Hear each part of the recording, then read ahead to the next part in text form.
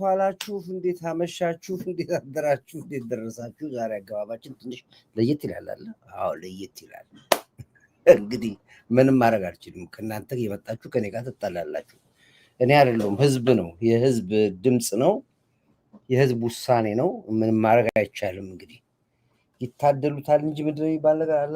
ምን እየታረኩት ደግሞ ኤርፎኖችን እዚህ ነው። ኦኬ አዎ ምንም ማድረግ አይቻልም። እንግዲህ አርስቱ ላይ ጽፌላችኋለሁ፣ እዛ ላይ ማንበብ ትችላላችሁ። የህዝብ ጥያቄ ነው። ዛሬ ደግሞ ትንሽ ፌሽታ ላይ ነው ያለነው። ለጎ ቴሌቪዥን አንድ እህታችን በጣም ትልቅ የሆነ ስጦታ አበርክታለች። እንዲነገር አልፈለገችም። ስጦታውን አንድ ቀን ራሷን ጋብዘን እዚሁ ትናገራለች። ለማንኛውም ከልብ ላደረገችን እናመሰግናለን። ለኮርዳይት ደግሞ 3 ሙሉ ሱፍና 6 ሸሚዞችን ደግሞ እንደዚሁ በዲኤችኤል ልካልናለች ከሽቶ ጋር። እህታችንን አንድ ቁጥር አድርጉልን። አመስግኑልን። እንግዲህ ዘንድሮ ጀርመኖች አልተቻላችሁም።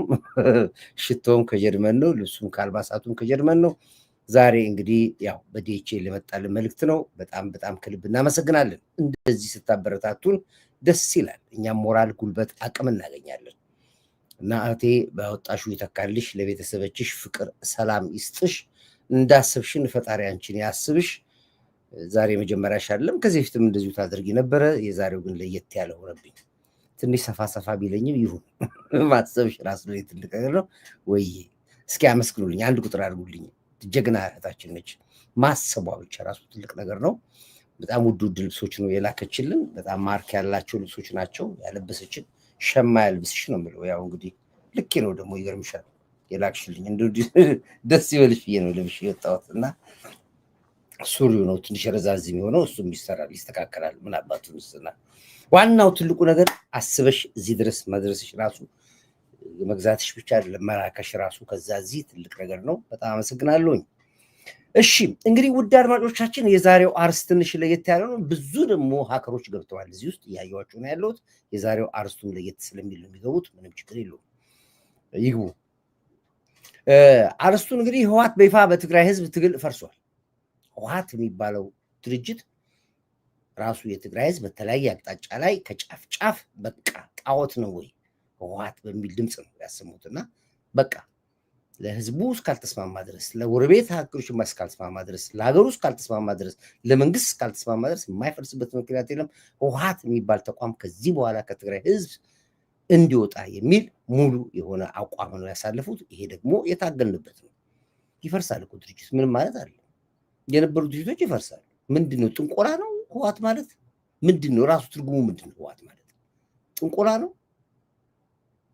አልገባኝም። መፍረስም ነበረበት። ዘገየ። እንደው ዘገየ። ዛሬ አልነበር መፍረስ ያለበት፣ ቀደም ሲል መፍረስ ነበረበት። ለማንኛውም አሁንም ቢሆን አልዘገየም። ለዚህ ደግሞ ትልቁን ሮል የተጫወቱት የነ ጀነራል ጻድቃን መልእክት ቀላል አለ።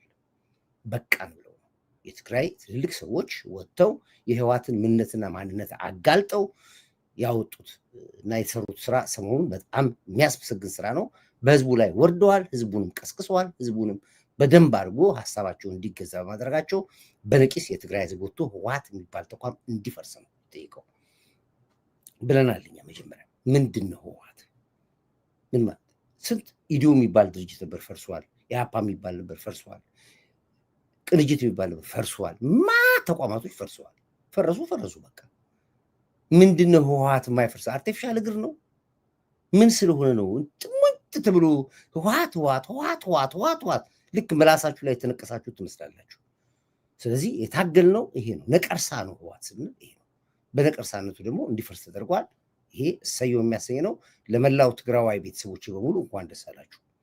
ከላያችሁ ላይ አንድ ነገር ነው ያነሳችሁት። አንድ ነገር ከላያችሁ ላይ አንስታችኋል። ስለዚህ ልትኮሩ ይገባችኋል። መቀጠል አለባችሁ። ሊያንሰራራ ይችላል ህወሓትን አላማ ነው። አሁንም ደግሞ ሊያንሰራራ ይችላል በሌላ በኩል። ስለዚህ አሁንም እንዳታምኑት። ሰላም፣ ሁላችሁም ሰላም ብያለሁ። አሁንም እንዳታምኑት። በርትታችሁ መታገል እስኪጠፋ ድረስ እሳት ነዶ አመዱን ከተወከው እንደገና ሊንቦለቦል ይችላል። ስለዚህ አመዱ ላይ ውሃ ከልሰ መጥፋቱን አረጋግጠ ነው ህወሓት የሚባል ተቋሙ መፍራሱን መጥፋቱን ካረጋገጣችሁ በኋላ ነው ትግላችሁን የምታቆሙት። ለማንኛውም ግን በጣም ከልብ አመሰግናለሁ። የታገልነውም ለዚህ ነበረ። ነቀርሳ ነው ብለን ያለው ለዚህ ነበረ። ስለዚህ ይሄ ነው ያለው። እንግዲህ ይሄንን በስፋት መጣበታለሁ ከሌሎች ሰዎችም ጋር እንግዶችን ጋብዘንም እንወያይበታለን እናወራበታለን በዚህ ጉዳይ ላይ። ሌላ እንግዲህ የፋኖ መቀጥቀጥ ጉዳይ ነው። የፋኖ መቀጥቀጥ ጉዳይ ባለፈውም ስንናገር ነበር። ዛሬ በራሳቸው አንደበት ወጥተው እንዴት እንደተቀጠቀጡ እንዴት በከበባ ውስጥ እንደገቡ እንዴት እንዳሉ ራሱ የህዋቱ መሪ አመራር የጀውሽ ሰው ማነው የሻፋጁ ሻቢያ ፋኖ ጁንታ ተዋጊዎች ራሳቸው ወጥቶ ራሳቸው በቃላቸው እንዴት እንደተበተኑ እንዴት ተከበው እንደተወቀጡ ከራሳቸው ሆርስ ማውዝ ይባላል ራሱ መሪ ወዳጁ ራሱ ወጥቶ የደረሰባቸውን አደጋና መቀጥቀጥ ራሱ አንደበት አውርቶታል። ይሄ ደግሞ እኛ ደጋግመን ስንሰራ የነበረው ነው። ኦፕሬሽኑ ከየት እንደጀመረ ቤት በኩል እንደመጡ እንዴት እንዳደረጓቸው እንዴት እንደከበቧቸው እንዴት ቆርጣ እንዳደረጉ እንዴት አድርገው ጀግናው መከላከያ ሰራዊት እንደበተናቸው በደንብ አድርገን ላይ ሰርተን ነበር። የኛ ሳይሆን ግን ከራሳቸው አንደበት መውጣት ስላለበት ዛሬ ራሱ መሪ ወዳጁ ወጥቶ የደረሰባቸውን ጭፍጨፋና በደል የደረሰባቸውን ራሱ ፈረካከስ በራሱ አንደበት አውርቶታል። እሱን ትንሽ ልጋብዛችሁና ከዛ በኋላ ወደሚቀጥለው አጀንዳ ይገባሉ። ምንድነው መሪ ያለው እውነት ነው የሚለው ነገር እስኪ ከራሱ አንደበት እንስማው። እስኪ መሪ ቀጥል። ፈልንም ደመሰስንም ተደመሰስንም እኛም ስንገባ እኮ ችግራችሁ እኮ መሰላችሁ እናንተ ትቸኩላላችሁ። መጀመሪያ እኔ ድል ስጣችሁ እኔ ድል ሰጣችሁ ታወራላችሁ። እና እንግዲህ ምንድነው እንዴት ቆሰሉ እንዴት ተደመሰሱ እንዴት አድርገው ፈረሱ ምን አደጋ ደረሰባቸው የሚለውን እስኪ ከራሳቸው ሐሳብ ከራሳቸው አንደበት እንስማ። እና ያሰቡት የነበረው ምን ነበር? እንዴት ነበር ሊዘልቁ የነበሩት? ምን ነበር አስበው የነበሩት? የጋሻና ጉዞ እንዴት ነበር? ቅድም ነግሬያችኋለሁ። በጣና በለስ ላይ እንዳለ ግምጃ ቤታቸው መጋዘናቸው የሕክምና ቋቸው የጥይት ማከማቻቸው እንዳለ ነው አፍርድ ነው የበላው። የእገታ የሚፈጽሙበት ከ180 ምናምን በላይ ሞተር ሳይክል ነው በቁጥር ስር የዋለው። ትልልቅ የሕክምና ዕቃ በየቦታው በየመንደሩ እየገቡ እነዚህ ጀውሽ ኃይሎች አይታችሁ ከሆነ በየቦታው እየሄዱ ምንድን ነው የሚያደርጉት? ይሄዱና እስረኛ ይፈታሉ። የመጀመሪያ ስራቸው አንድ መንደር ይግቡ እስረኛ የት ነው ያሉ እስረኛ መፍታት ነው። ወንጀልም ስራ ምን ስራ እስረኛ ፈተህ ፋኖ ማድረግ ነው የመጀመሪያ ስራቸው። ሁለተኛ ባንክ ገብቶ ባንክ መዝረፍ ነው ከተመቻቸው። ባንኮች ለዚህ ነው ብዙ ጊዜ ከተወሰነ ገንዘብ በላይ መንግስት ወደዛ የማይልከው አስተማማኝ አለ ብሎ ስለሚል ድንገት የሚመጡት ነው። ሶስተኛ የሕክምና ተቋማቶችን የሕክምና ንብረት መዝረፍ ነው። እነዚህ ናቸው እና ብዙ የመሳሪያ የሕክምና ዕቃ የሚያከማቹበት ገንዘብ የሚያከማቹበት ቦታ ነው። እንግዲህ ጣና በለስ ላይ የተደመሰሰው አይቻቻለሁ ነግሬያቸዋለሁ እንዴት እንደተደመሰሰ ማስረጃቸው። ይህ ለኢትዮጵያ ብሔራዊ ክፍል የመጣ ጸረ ኢትዮጵያ አቋም ያለው ዘራፊና ባንዳ ድርጅት ነው። ለትግራይ ህዝብ ሙፎይታ ነው። ስለዚህ መነሻቸው ነው ልዩነት የነበረው መነሻቸው ነው። ድሮ ከዛው ነበር ግን እሱ ከትግራይ ነበር። አሁን ግን መነሻቸውን ከአስመራ አድርገው ነው የአማራውን ህዝብ ያሰቃዩት። ስለዚህ አሁን ደግሞ አማራውም ነቃ፣ አማራውም ራሱ በደንብ ገባው። ትግሉ የአማራ ነፃነት ሳይሆን የሻቢያን እድሜ ማራዘምና ሀገር አማራውን ህዝብ ማጥፋት እንደሆነ ራሱ ህዝቡ ነቃው። ህወሓት ብቻውን ቢጠፋ ዋጋ አይኖረውም። መጥፋት ያለበት ከነግብረ አብሩ ከሻቢያ ጋር ነው። ያኔ ነው ትክክለኛ ግባት። አይጠፉም እኮ ቀላል እኮ አይጠፉም እኮ ማን ነው በሻ ዝም ብሎ አይጠፉም እኮ በጣም መሽገሮች እኮ ናቸው። ራሳችን ቤታችን ውስጥ እኮ አሉ። አንዳንድ ህወሓት እኮ አንዳንድ ቤታችን ውስጥ አለ። ሁላችን አንድ ህወሓት አንድ ጀውሳ አንድ ሸኔ ቤታችን ውስጥ የሌለ እኮ ማንም የለም። ቤታችን ነው መጀመሪያ ማጽዳት ያለብን ከራሳችን ቤት። ይግብ ከጓደኛ አይቀር አንድ ሻቢያ ጓደኛ የሌለው አንድ ህወሓት ጓደኛ የሌለው አንድ ሸኔ ጓደኛ የሌለው አብሮን እየበላ አብሮን እየጠጣ ውጭ ብሎ የሚሰልለን ጓደኛ አለን። ከነሱ መጀመር አለብን። የግድ ከውጭ አይደለም ከውስጣችን ነው። ውስጣችን ማጽዳት አለብን፣ ማግለል አለብን። ሁሌ እላቸዋለሁ አግሏቸው፣ አባሯቸው እላለሁ ሁልጊዜ ስናገር ሰምታችሁ ሆነ። ለዚህ ነው እና አሁንም ቢሆን እንግዲህ እስኪ መሬ ምን ይላል የሚለውን እንዴት አደጋ ደረሰበት የሚለውን እስኪ ወደ መሬ እንምጣ። መሬ ቀጥላው አዳምጣለሁ። ቀጥል እሱን እንደ ሰፋ አድርግላችሁ ስክሪኑን የሚለውን እናዳምጠውላችሁ ወይ ፉል ስክሪን አድርግላችሁ እንዴ በፉል ስክሪን ሰሙት። እሺ ከኔ ጋር ደግሞ በኋላ እናወራለን። መጀመሪያ በፉል ስክሪን አድርግላችሁና ከዛ ከኔ ጋር ብቻችን እናወራ። ምንድነው መሬ ያልኩ ምን ይደረሰብህ እስኪ አውራ። እንዴት እንደተደመሰሳችሁ ከሱ እንስማ መጀመሪያ። እኛም ስንገባ በቃ ሞትንም ቆሰልንም ደመሰስንም ተደመሰስንም ራሳችንን እንችለን ነው ትግሉን ታግለን ውጤት የምናሳየው ብለን እልህ ነበረን፣ ስሜትም ነበረን። ከሰዓት ነው የጀመረው ትግሉ። ከሰዓት ቢያንስ 10 ሰዓት 9 ሰዓት አካባቢ ጀመረ ማምሻ ተዋግተው ተጠግተው አመሹ። አዳር በደንብ ሆኖ ተስቦ ተጠግተው አደረ። ንጋት ላይ ጀመረ በሁለተኛው ቀን ማለት ነው። ንጋት ላይ ጀምሮ እስከ 8-9 ሰዓት አካባቢ 8 ሰዓት አካባቢ ነው አንደኛ ሁለተኛው ምሽግ የሰበሩት። ሲሰብሩትም በስከግራ በኩል በቃሊም በኩል የነበረው ኮማንዶም ያው በነበረበት ቦታ ነው የነበረው። አይተህ ከሆነ ቦታው በጣም ከባድ ቦታ ነው እና የመጨረሻው ምሽግ ያ ከተሰበረ በኋላ ነው እንግዲህ ዝግቡ የተፈጠረው። እሱ ግማሹ አንተ ጋር ወደዛ ይተኩሳን ወደ ጠላት አንተ ጋር ሆኖ ጠላትን ይዋጋል፣ ግማሹ ደግሞ ዙሮ ወደኛ የሚተኩስ ነበር። ሻለቃውንም ሁሉንም ሻለቃ ነው አጎራርስ አስገብተን የነበረው። አንዱ ሲደክም አልፎ አንዱ ይተካን፣ አንዱ ሲደክም አልፎ አንዱ ይተካን። መጨረሻ ላይ ተበላሽ። እዚህ ጋር አንድ ጊዜ አብረን ጎን ለጎን ነውና እናውራ። እንግዲህ መጨረሻ ላይ ተበላሽ ነው የሚለው፣ መጨረሻ ላይ ተጨፈጨፈ ነው። ይሄ ግልጽ ነው።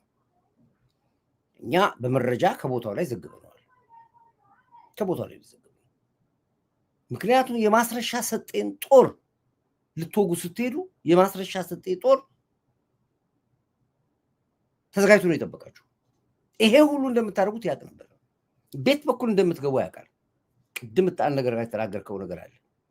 መጨረሻ ላይ ወደኛ መተኮስ ጀመረ። ማን ወደ እናንተ ተኮሱ? መከላከያ በኋላ ነው የተነሳችሁ። በኋላ ነው ሰንጥቋችሁ የገባው።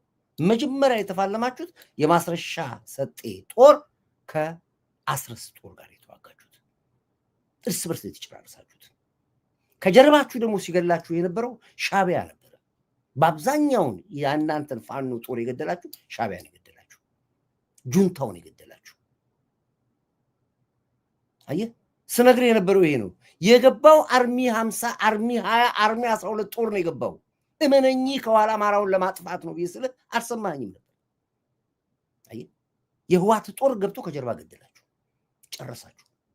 ምክንያት ሆነ የማስረሻ ሰጤና የአስረስ ጦር እርስ በርስ መጨፋጨፍ ምክንያት ሆነው ለህዋትም ለሻቢያ። ስለዚህ ከጀርባ በደንብ አድርጎ ገደለ። ዓላማም ነበረው፣ አማራውን ቁጥር መቀነስ፣ አማራውን መበቀል የሚል ዓላማ ስለነበራቸው በደንብ በተመቻቸ ቦታ ላይ ገባ። አሁን አንተ እንደተናገርከው አይደለም። እውነት ያለው መሬት ላይ ያለው እውነት ሌላ ነው። ይሄ እኮ ነፍሰ ገዳይ ነው። ግርማይ ሽጥላ የገደለ ይሄ ነው። ጅብ ለጅብ ጎን ለጎን ይሄዳል አለ ግርማይ ሽጥላ። የምን ተበላሽ ነው? ተቀጠቀጠን ነው የሚባለው። ተበላሽ ተቀጠቀጠን፣ ቀጠቀጡን መጨረሻ ላይ ገብተህ በሚል ብታስተካክለው ይችላል። አሁንም ቢሆን አማራ በአካባቢያችሁ በመንደራችሁ ያሉትን ሻቢያና ህዋቶችን በንቂስ ይዋቸው፣ አይለቋቸውም፣ በመርዝም ይገሏቸዋል። ጎጃም ያለም ጎንደር ያለም ሰሜን ሸዋ ያለም ወሎም ያለ ሻቢያና ህዋት እመኑኝ አማራን ይጨርሷቸዋል። የግድ በተኩስ አለ ቢጨርሷቸው፣ በመርዝም ሊጨርሷቸው ይችላል። ለዚህ ነው አካባቢያችሁን ፈትሹ፣ የምትበሉትን ፈትሹ፣ የምትሄዱበትን ፈትሹ። መስጊድ ሲቃጠል ለምን ተቃጠለ በሉ፣ ቤተክርስቲያን ሲቃጠል ለምን ተቃጠለ በሉ፣ የሃይማኖት አባት እንዴት ሞቱ በሉ። ከዚህ ሁሉ ወንጀል ጀርባ ያለው አማራ ክልል ላይ በተመባታ ነው ሻቢያና ህዋት ነው ብዬ ያረጋግጥኩልህ ይሄ ነው። አሁን ቃል በቃል ምን እንዳለ መሬ ወዳጆ እንስማው፣ ቃል በቃል እንስማው። ይልቀጥል። አሁን ከኔ ጋር አብረን የምናወራው እኔና መሬ እናንተ አብረን እኩል የምናወራው ያንተ ላልከው እኔ መልስ መልስልሃለሁ፣ አንተ ጠይቃለህ እኔ መልስልሃለሁ። ሲቀጥልሽ እንስማ። ገባ በቃ ሞትንም እኛም ስንገባ በቃ ሞትንም ቆሰልንም ደመሰስንም ተደመሰስንም ራሳችንን እንችለን ነው ትግሉን ታግለን ውጤት የምናሳየው ብለን እልህ ነበረን፣ ስሜትም ነበረን። አልነበረም። የተማመንከው የሻቢያን ጦር፣ የተማመንከው የህዋትን አርሚ 12 አርሚ 50 አርሚ 4 ጦር ነው ተማምነህ የገባው። በራስህማ አትችልም። ይህ መከላከያ እንደማደፍረው ታውቃለህ። መከላከያው ውስጥ እኮ ነበር ካንተ ታውቃለህ። መከላከያው የገባው በሻቢያ ተማምነና በህዋት ተማምነን የገባው እዚች ያሳሽሽላት። እኛም ስንገባ ተማምነን የምትለው በአንተ ሳይሆን በሻቢያ ተማምነን የገባው። ኦኬ ቀጥል። እሺ ከዛስ ከሰዓት ነው የጀመረው ትግሉ። ጠዋት ነው ብለሽ ነው የጀመራችሁት? ጠዋት ሳይነጋ የጀመራችሁት ቦታ ይዛችኋል። ጠዋት ወጋገን ላይ ነው የወጣችሁት፣ ተበታትናችሁ ነው የወጣችሁት። ከሰዓት የጀመረ ትግል የለም። ምክንያቱም ከቦታው ነው ከታተለ ነበር። እኛ ሌሊት 12 ሰዓት ላይ ኦሪስ ምርስ ሰጥታችኋል። ሳይነጋ መከላከያው ይተኛል ብላችሁ ነበር። በሌሊት እንደ እባብ እየተሳባችሁ የሄዳችሁት እና ኦፕሬሽኑ የጀመራችሁት ከሰዓት ቢሆን አስተካክሉ። እሱ ከሰዓት ሳይሆን ጠዋት በሌሊት የጀመረው የሚል አስተካክሉ ነው የጀመረው ትግሉ። ከሰዓት ቢያንስ 10 ሰዓት 9 ሰዓት አካባቢ ጀመረ። ማምሻ በደንብ ሆኖ ተስቦ ተጠግቶ አደረ። ንጋት ላይ ጀመረ፣ በሁለተኛው ቀን ማለት ነው። አዎ መከላከያው የእናንተን የጠዋት እንቅስቃሴ አውቆ መከላከያ የተኛ እንቅልፍ የለውም። ማንኛውም መከላከያ ወደ ጦር ሜዳ ያለ መከላከያ እንቅልፍ ሰዓት የለውም። ይሄ የታወቀ ነው። ያው ውትድርና ሳይንሱ ነው የሚያዘው። ከሆነ እንኳን ይቀያየራል፣ ሰዓት የተቀያየረ ይጠብቃል። የእናንተ መረጃ ቀድሞ ስለነበረው ግን ሌሊቱን ተስበዋል። ወደ እናንተ ገባ። እስኪገባ ድረስ አታውቁም። እናንተ ይህን መረጃ እንደደረሳችሁ ጠዋት አልባናችሁም። እናንተ አጠገባችሁ መጥቶ ሰነጠቃችሁ። የተፈጠረው ይሄ ነው። ቀጥል ሂድ። ንጋት ላይ ጀመረ። በሁለተኛው አካባቢ 8 ሰዓት አካባቢ ነው አንደኛ ሁለተኛው ምሽግ የሰበሩት። ሲሰብሩትም እኮ ንጋት ላይ ነው የተሰበረው። ምሽጉ ከሰዓት ነው የጀመረው ስላከ እኮ አይደለም፣ ንጋት ላይ ነው የተሰበረው። ንጋት ጠዋት መከላከያው ገባ፣ ሰበረው። ለሁለት ሰነጠቃችሁ። ስትሰነጠቁ ግን እናንተ አንድ ከመሆን አልፋችሁ የማስረሻ ሰጤና የአስረስ ጦር ለሁለት ተከፈላችሁ። እንደዚህ ነው የተደረገው። ኦፕሬሽኑ ሙሉ በሙሉ ስለምንከታተል እዚህ ጋር ክልክል ስለሆነ ነው። ቪዲዮውን ማቅረብ እንችላለን። የሳተላይቱ ራሱን ቪዲዮ ማቅረብ እንችላለን። ስለሚደርሰን ነው የምናወራው፣ ግን አላስፈላጊ ስለሆነ አናቀርበው። አሁን ጠዋት አልክ አይደለም። ኦፕሬሽኑ ሙሉ በሙሉ ኦፕሬሽኑ ዝርዝሩ ቪዲዮም አለ፣ ፊልሙም አለ። እንዴት እንደተቀጠቀጣችሁ፣ እንዴት እንደተበታተናችሁ፣ እንዴት ገደል እንደገባችሁ ማለት ወንዝ የገባችሁ አላችሁ። ልክ እንደ ትናንትና ጣና በለስ ላይ እኮ በአብዛኛው ወንዝ ነው የገባው፣ ጣና ውስጥ ነው የገባችሁት። ይቀጥል እሷ አሸሸላት ሂድ። ምሽግ የሰበሩት ሲሰብሩትም በስተግራ በኩል በቃሊም በኩል የነበረው ኮማንዶም ያው በነበረበት ቦታ ነው የነበረው። አይተህ ከሆነ ቦታው በጣም ከባድ ቦታ ነው እና የመጨረሻው ከባድ ነው ለእናንተ ነው ለመሰለህ። ውትድርና ተላብሳችሁ የአካል ብቃት ኑሯችሁ አይደለም የወጣችሁት። ለወታደር በጣም ቀላል ነው። ተራራ መውጣት፣ መውረድ፣ ቁልቁለት፣ ወንዝ ምናምን በገመድ ነው የሚሻገሩ። ተራራ ለወታደር ከባድ ለእናንተ ነው ከባድ ነበር። ምክንያቱም የላችሁም ሚሊተሪ ሳይንሱን ሚሊተሪ ኤቲክሱ የላችሁም። የትም ቦታ አታሸንፉ። የትም ቦታ ልክ ህወሓት አይተዋል። ህወሓት በባህላዊ ጀነራሎች እዋጋና እገባለሁ ብሎ ያ ሁሉ በደልና ወንጀል የደረሰበት። ለዚህ ነው ውትድርና ካላወቀው፣ አሸዋ ገበታ ማንበብ ካልቻልክ፣ ተራራ መውጣት መውረዱን ካልቻልክ ሳትበላ መጓዝ አለብህ፣ ሳትጠጣ መጓዝ አለብህ። በኮዳ በሚሰጥ ኮዳ በክዳኗ ውሃ ጠጥተህ የምትሄደው እንዳታልቅ። ኮቾሮ ነው በልተህ የምትዋጋው። የጠላትን ቦታ ይዘህ የተሻለ ምግብ እስክታገኝ ድረስ ላትበላም ትችላለህ። ይሄ ውትድርና የላችሁም። ዝም ብለህ ብቻ በነመሳይ እንትን ላይ በነኩሩ ሚዲያ ላይ ያ ቀይ ቦሌት ምናምን አድርጋችሁ እንደምትሉት አይደለም ውትድርና። ነግሬሃለሁ። አንድ ወታደር ከ1 ዓመት እስከ 2 ዓመት ድረስ ይሰለጥናል። ከባድ ነው ስልጠናው። እንዴ የትኛው ፋኖ ነው እንደዚህ አይነት ውትድርና ሚሊተሪ ሳይንስ የተማረው በ1 ዓመት በ2 ዓመት አለ? የለም። የትኛው የፋኖ መሪ ነው ሄደ ውትድርና ኦፊሰር ካዴት ኮርስ የሚባል አለ፣ የአዛዥነት ኮርስ የሚባል አለ። የትኛው? አትችሉም። ስለዚህ የባህል ተዋጊዎች ናችሁ እናንተ፣ የልም ተዋጊዎች ናችሁ፣ የመንደር ተዋጊዎች ናችሁ። ኦፍኮርስ ለጎሬላ ትመቻላችሁ። እንደዚህ አይነት ውጊያ ግን ከእንደዚህ ከሰለጠነ ብረት ለበስ ከታጠቀ መከላከያ ግን ለመዋጋት አቅም የላችሁ። እንኳን እናንተ ተነገርኩ እኮ ሚግ የያዘ ታንክ የያዘ ባንክ ያዘ ህዋት እንኳን ተቀጥቅጦ ደደቢት ቶሎ ደደቢት ሆኖ የተቀበረው እያያችኋለም እንዴ? ከሱ መማር ነበረባችሁ። ሻቢያ ዛሬ ለምን ይበረበራል? ከኤርትራ ጋር ጦርነት ከከፈትን አስመራ ላይ ነው የምንሳምን ብለው ያውቃሉ። ለዚህ ነው እንዳመጣባቸው ነው በእናንተ በኩል ይመጡት፣ በፋኖ በኩል ይዋጉ። እነሱ ጋር እንዳንደርስ ነው እዚህ ጋር ጉልበታችን ለመያዝ ነው። ከገባን አስመራ ገብተን ቁርስ በልተን ምሳ በልተን የምንወጣው ዳህላክ ላይ ነው ውሃችን ሊገራችን የምንታጠበው ያውቃሉ እነሱ ሸዋ። ስለዚህ እንዳንገባበት ነው አሁን በዚህ በኩል አንዴ በኦላ በኩል አንዴ በፋኖ በኩል እያለ የሚያጭበረብረን እንጂ አስመራ ለመግባት እኛ ሰዓታት ይበቃናል፣ ቀንም አንፈጅም። እና እንደ መንጋ ተጠቀሙባችሁ። ተው ያልኳችሁ አልሰማ ብላችሁ ነው አሁን ብታወራኝ ምን ችግር? ስለዚህ ለማስለቀስ ለማሳዘን አትሞክር። ቀጥል። ለማንኛውም አጠር አድርገህ ቀጥል። አሁን አጠር አድርገው ቀጥል። አጠር አድርገህ የመጨረሻው ምሽግ ያ ከተሰበረ በኋላ ነው እንግዲህ ዝግቡ የተፈጠረው። እሱ ግማሹ አንተ ጋር ወደዛ የተኩሳን ወደ ጠላት አንተ ጋር ሆኖ ጠላትን ይዋጋል፣ ግማሹ ደግሞ ዙሮ ወደኛ የሚተኩስ ነበር። ማን ነው ወደ አንተ የሚተኩስ? ግማሹ ወደ ጠላት ተኩስ፣ ግማሹ ወደ መከላከያ ተኩስ። ወደ አንተ የሚተኩሰው ማን ነበር? ወደ አንተ የሚተኩስ ኦኬ፣ ወደ መከላከያ ግዴለም ጠላት ብላችሁታል። ተኩስ ወደ መከላከያ ችግር። ወደ አንተ የሚተኩሰው ማን ነበር? የማስረሻ ሰጤ ጦር ነበር የሚተኩሰው። ለዚህ ነው የፋኖ ኃይል ልክ እንደ ህወሓት ተበታትኗል ብዬ ስነግርህ ነበር። ግማሹ ወደ እኔ ይተኩስብኛል፣ ግማሹ ወደ መከላከያ ይተኩስብኛል። እርስ በርስ ተጨፋጨፋችሁ ብዬ አልሰራሁም። ላይ እስኪ አልሰራም ብል እርስ በርስ ሲጨፋጨፍ አደረ ብዬ አልሰራሁም። ጻፉ እዚህ አልሰራህም ብላችሁ ጻፉ። እርስ በርስ የተጨፋጨፉት የፋኖ ኃይሎች አላልኳችሁም? እስኪ ጻፍ እዚህ ጋር አልክም ጻፉ እዚህ ጋር አንድ ሁለት ሶስት ካላየሁ አልከተለም። እርስ በርስ ተጨፋጨፈ ፋኖ አላልኩኝም? ጻፍ።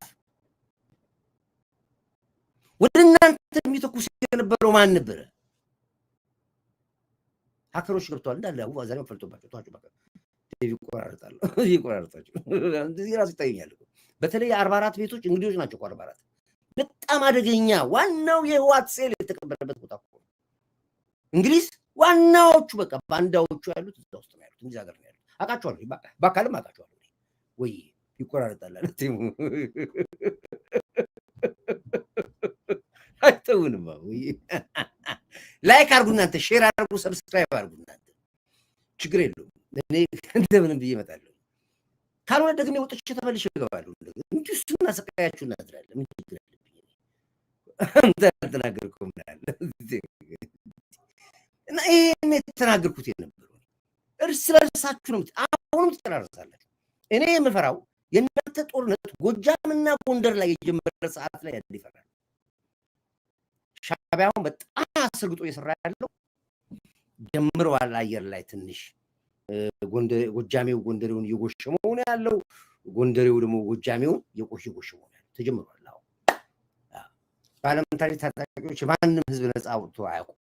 ውሸት ነው። እንደውም የህዝብ ሀብት ይዘርፍ ውጣና ግባ ይቆራርጣል። ሀከሮች እንደዚህ ናቸው። አያችኋል። ኢቭን አለ ቪው ስንወርድ ራሱ እናንተ አሁን 10,000 ሰው ያየው ይመስላችኋል። ብታምኑ ባታምኑ ከላይፍ ስወርድ ቢያንስ 200 ምናምን ሺህ ሰው ያየዋል። ልክ ስወርድ ከላይፍ እኔ ጋር ሳይያል 200 300 ሺህ ሰው ነው የሚያየው አንዴ ስወርድ። ይሄ እንግዲህ በግሩፕ ከሚያየው ውጪ ማለት ነው። የሚዲያው ዙ 30 ዓመት ተብያለሁ። አዎ ስለተውት ግድ የለም። እስቲ ልስማው እንዴት እንደሚቆራረጥ ልስማው። እስቲ ቆይ ጠጣ ዝም ብለህ ጁንታ። እስቲ ቆይ እስቲ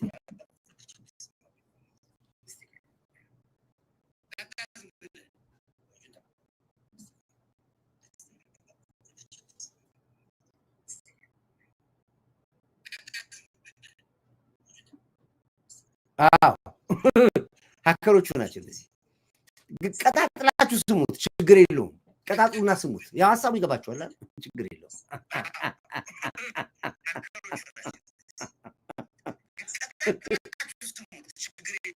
በዚህ አጋጣሚ ነው እንደዚህ ሲያደርጉ ብዙ ብር ያወጣሉ።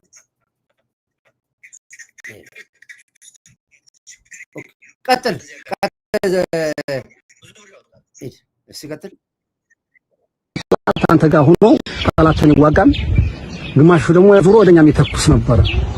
ሻለቃውንም ሁሉንም ሻለቃን አጎራርሰን አስገብተን የነበረው አንዱ ሲደክም አልፎ አንዱ ይተካል፣ አንዱ ሲደክም አልፎ አንዱ ይተካል። መጨረሻ ላይ ተበላሽ። ኦኬ ነገም አሰማዋለሁ። በዚህ አጋጣሚ ለዚያ ብቻ ነገም ከነገወዲያም ደጋግመን እናሰማዋለን። በህዝቡ ላይ እንዲደርስ አድርገን በፌስቡክም ይለቀቃል እኮ አሁን ለቀነዋል። ደግሞ በቲክቶክ በምናምን እየለቀቀው ነው ያለው መረጃው ነው። ሙሉ መረጃ ይመጣላችኋል። ለዚህ ነው የመከላከያ ሚኒስትሯ ምን አለች? የመከላከያ ሚኒስትሯ ምንድን ያለችው?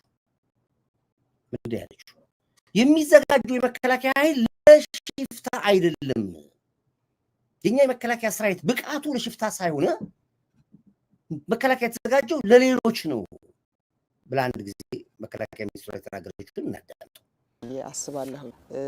ውትድርናን በስልጣናና ይሄን አንድ ጊዜ የኢትዮጵያ መከላከያ ሰራዊት ለመንደር ሽፍታ አይደለም የተዘጋጀው።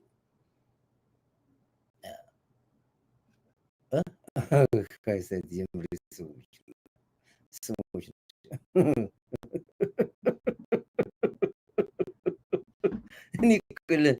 ሌላውን ለምን እንደዚህ ሀቅ አታደርጉ?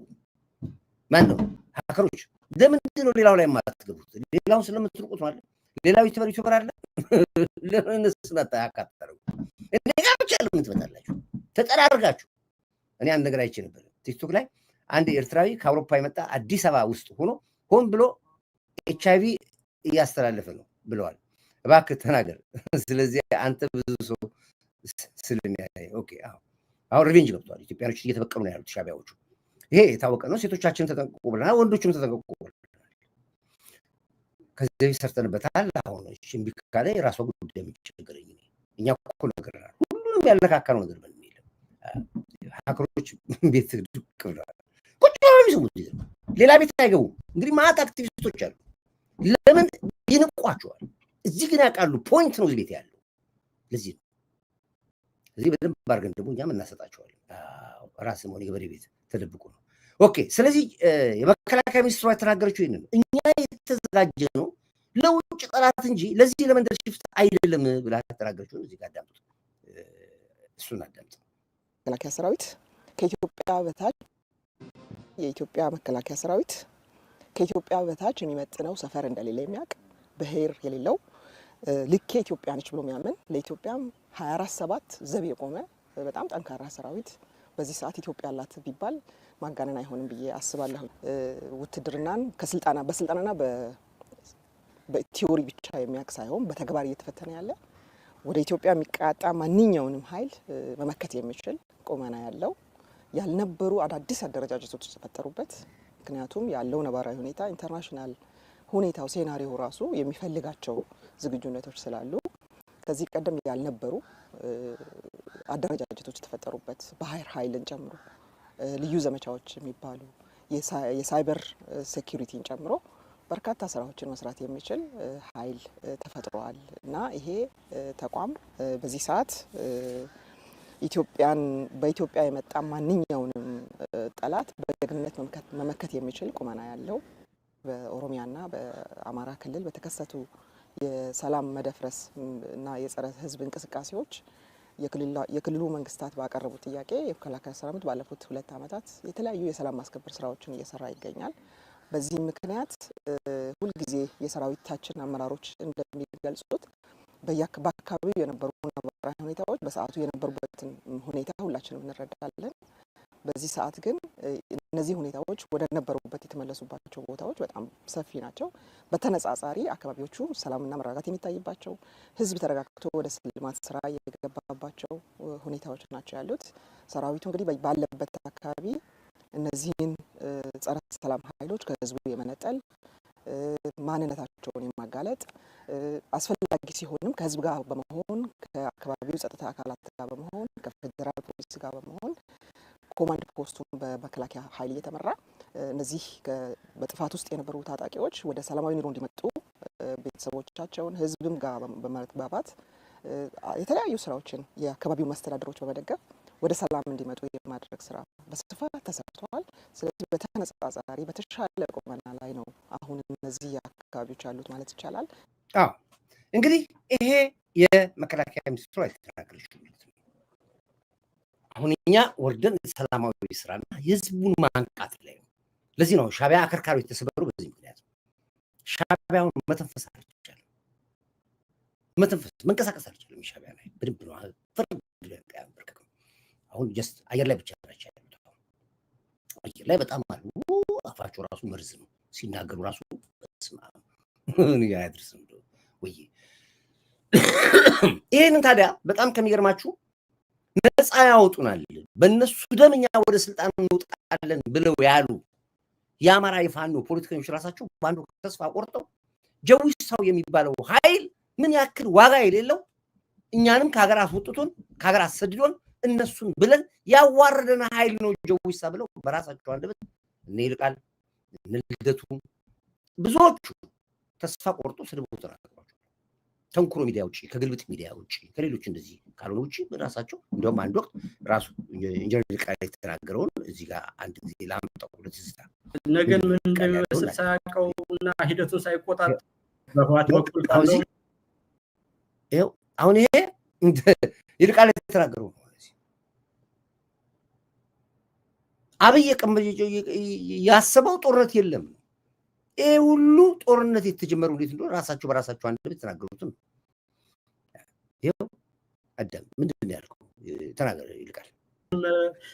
ሁኔታዎችን ሳያጠና ያኔ የጦርነቱ ሁኔታ የተፈጠረበትን ነገር ይሄውም በአማራ በኩል ያለን ብሎ ነገን ምን እንደሚመስል ሳያውቀውና ሂደቱን ሳይቆጣጠር ሲጋልብ የነበረውን ሁኔታ በግልብነት አሁን ራሱን እየሸመቀቀ ወዴት ከሄደበት ሁኔታ አንጻር ስታይ ዓለም አቀፍ ሁኔታዎችንም በመያዝ አስቀድሞ ሁኔታዎችን በመረዳት ቅድም እንዳልኩ ከፎቶ አፕና ይሄ የዘመኑ በሽታ ያለው ኢትዮጵያ ውስጥ ያለው የፖለቲካ እንትን ይሄ ነገር ራሱ የአንድነት ኃይል በሚባሉት ሰዎች እኮ ከአብይ በላይ እኮ የበለጠ ይወራ ነበር እኮ። የክልል ቴሌቪዥኖችን የብሔር ድርጅቶች ዝጋ፣ ይሄንን ኢንፎርማል የሆነ አደረጃጀት አጥፋ፣ ከዛ በኋላ ህገ መንግስቱን ያሻሽላል አብይ። ስለዚህ የአማራ ናሽናሊዝምም ሆነ የአማራ ፋኖ መጥፋት አለበት ተብሎ እኮ መጀመሪያ በአብዛኛው የሚነቀነቀን የነበረ እኮ በአብይ አልነበረም። በራሱ በአማራ ኃይሎችና ኢትዮጵያዊንን በሚሉት ኃይሎች የጋራ ስብብ አብንን ጨምሮ እኮ 12000 ፋኖ የታሰረው እኮ መጀመሪያ አውትራይት ሆነ ጦርነት አብይ ከመጀመሩ በፊት እኮ። ይሄንን እኮ በሙሉ ኢትዮጵያዊ ነኝ በሚለውና አማራ በሆነው ኃይል ሁሉ ድጋፍ ነበር እኮ አብይ። ከዛ በኋላ የነገሮች ወደዛ እየወሰዱት እንጂ አብይ ፕላን አድርጎ የፈጠረው ይሄ ነው። የአማራው ጦርነት በአብይ ሳይሆን በራሱ በሻዕቢያና በህወሓት ተቆምሮ የመጣ እንጂ አብይ የከፈተው ጦርነት አይደለም። ሻዕቢያ እንዴት ገባ አማራው ውስጥ?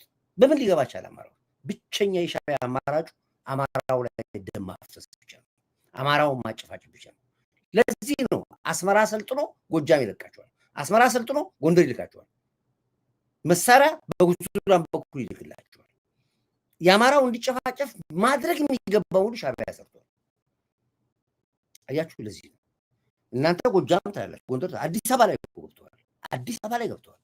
አሁን አታስታውሱ ከሆነ ታክሲ ሀክ ተደረገ፣ ሀንግ ተደረገ፣ ቤት ተቃጠለ፣ መስጊድ ተቃጠለ፣ እሳት ነደደ የሚባለውን በሙሉ ሻዕቢያ ሰልጥነው ከኡጋንዳ ከኬንያ ከአረብ ሀገር የገቡ የሻዕቢያ ሰዎች ናቸው። አሁንም እያደረጉ ያሉት አዲስ አበባ ላይ። እኔ የትም ቦታ አዲስ አበባ ላይ ቡታጋዝ እንኳን ፈንድቶ ቤት ቢቃጠል ከሻዕቢያ ውጭ ያሉ ሻዕቢያ ነው የሚሰራው። ይሄ ነው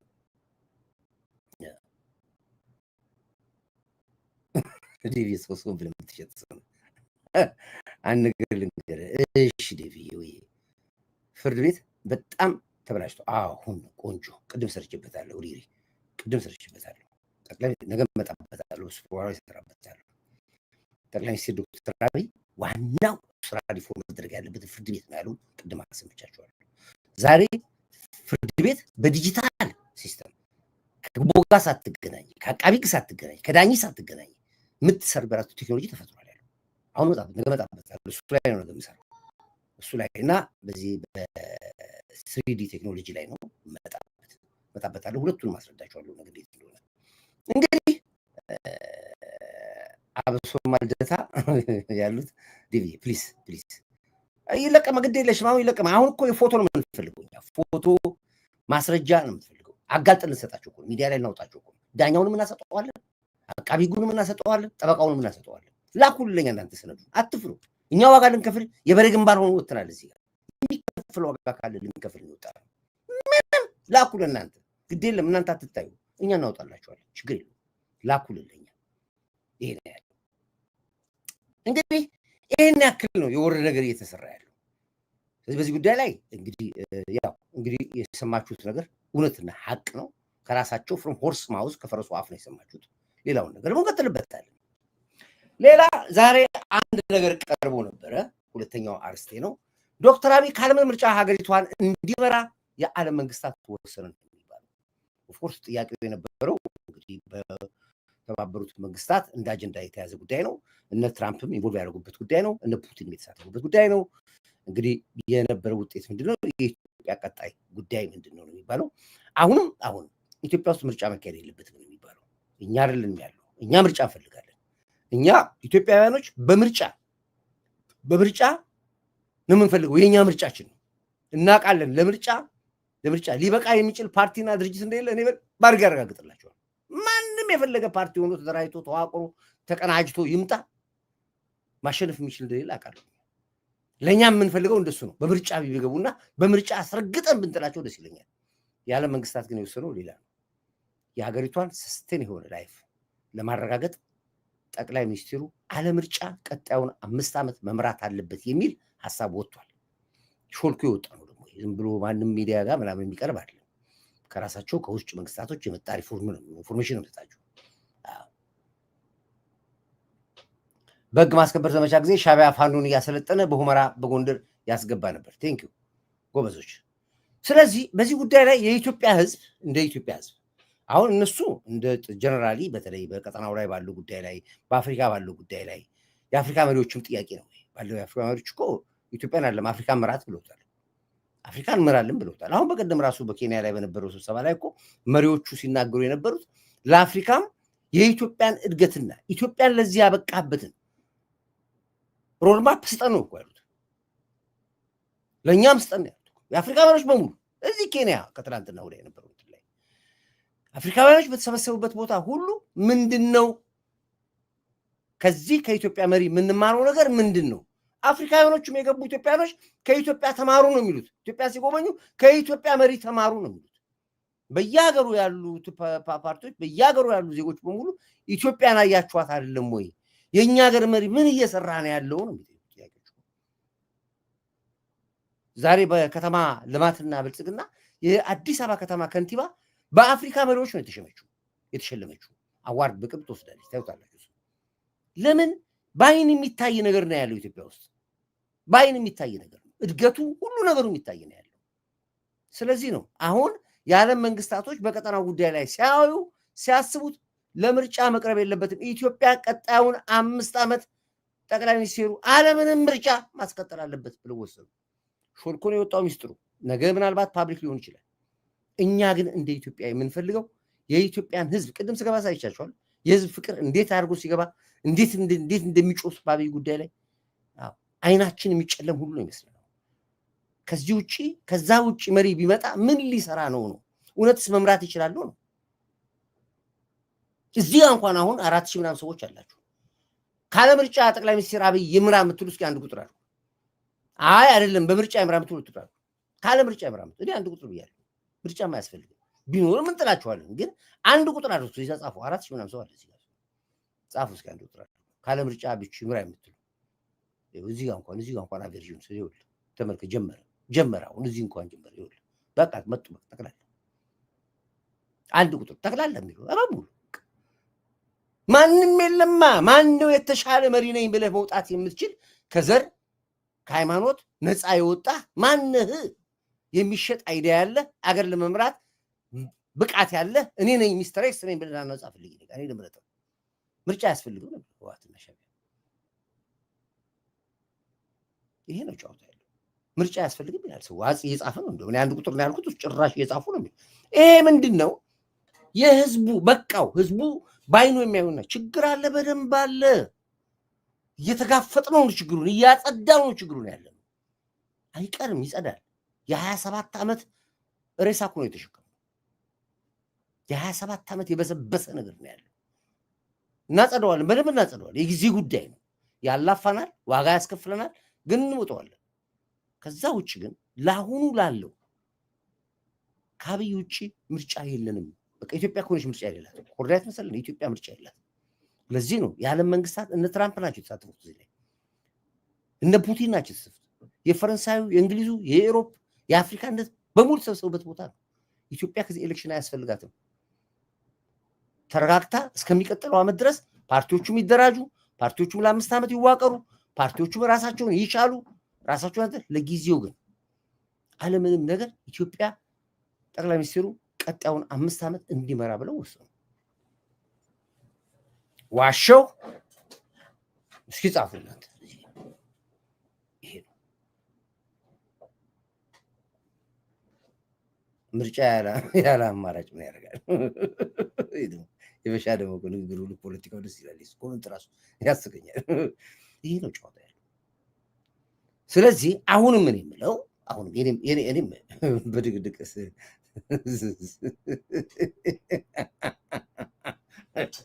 በድቅድቅ ጨለማ እንቅልፍ ናትቼ ይላል። ስለዚህ ይሄ መስት ነው። ኤሌክሽን ኢዝ ነሰሰሪ 100%። ዶክተር አብይ ዊዛውት ዴቪድ ፊልድ እናውቃለን እኮ ግን ምን እናድርግ? አሁን መጣ ጥያቄው። ካለ መንግስታት መጣ እኮ ያለው ያለ መንግስታት ነው የጠየቀው ሀሳብ እኮ ዛሬ የነበረ ስብሰባ እኮ ነው። በአንድ ድምፅ እኮ እኛ እንዲያውም የእኛ ሰዎች ሁሉ ገብተዋል ኮንፈረንሱ ላይ ስብሰባው ላይ እኔ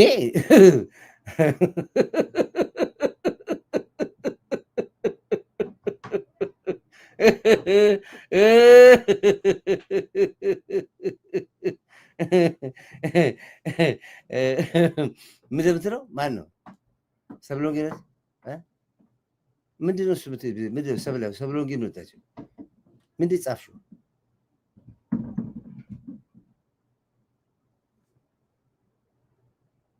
አልገባኝም። የጻፍሽው በዝረራ እንዲያሸንፋቸው ያውቃል። በዝረራ ብናሸንፋቸው ደስ ይለኛል። ስለዚህ ነው ያለው። ስለዚህ አሁንም የእኛ ምርጫችን በፈለገው መልኩ ኢትዮጵያ በሁሉም ይመቸናል። ካለ ምርጫም ይመቸናል፣ በምርጫ ይመቸናል። በየሰፈሩ አጥር ጥግ ቡና ሻይ የሚሸጡት መንግስት ትኩረት የሚሰጣቸው ምክንያቱም ፀጉረ ልውጦችን እዚያ ነው የሚሰባሰቡት። ጎበዝ አያያችሁ። አሁን አያችሁ ፖለቲካው እየገባልኝ መጣ። እንደዚህ ነው። አሁን ትክክለኛውን ቦታ ያገኛችሁት። ፕላስ ደግሞ የጤናም ጉዳይ አለ። አሁን ፍሉ ጉንፋን በየቦታው ይጣ በምንድን የሚተላለፈው? በየበረንዳው ላይ አንዱ በጠጣው ቡና አንዱ ይጠጣል። አንዱ ማጠብ የለም። አሁን እንደውም አንዳንድ ቦታ ላይ የጀበና ቡና የሚያፈሉ ሰዎች ስኒ መቀቀል ጀምረዋል። አትሊስት ይሻላል። ከስራ ፍለጋ ከኑሮ መተዳደሪያ አኳያ ጥሩ ነው፣ አያስነጋግረኝም። ግን ጠቅላላ ሁኔታውን ስናየው ግን መሰብሰቢያና መቆመሪያው ቦታ እዛ ሆኗል። ከጠበል ቤት ወጥቷል። እሱ ላይ በደንብ በስፋት ደህንነቱም እየሰራበት ነው ያለው። ማህበረሰቡም በጥቆማ ውስጥ ነው ያለው። እሱ ላይ እንመጣበታል። ሌላ አጀንዳ ይዘን እንመጣለን። አሁን ከአጀንዳችን እንዳንወጣ ብቻ እዚሁ ላይ ስትመጣ ኦኬ። ይህንን በዚህ እንጨርስና ወደ ቀጣዩ ልግባ። ወደ ቀጣዩ ስንመጣ ስለ እናንተ ችግር ነው የማወራው። የማህበረሰቡ ችግርና በተለይ ትውልደ ኢትዮጵያዊ በውጭ ያሉ ሰዎች ዘላለማችሁን ስለምጠይቁ ጥያቄ ያገኙትን እልባት መልስ ይዤላችሁ መጣሁ። እንግዲህ እንደነገርኳችሁ ትልቁ የሁላችንም ችግር ምንድን ነው? በተለይ ውጭ ሀገር ያለ ነው። ወፍ እንኳን ጎጆ አላት። ድሮ የጀመረው ትግል ነው።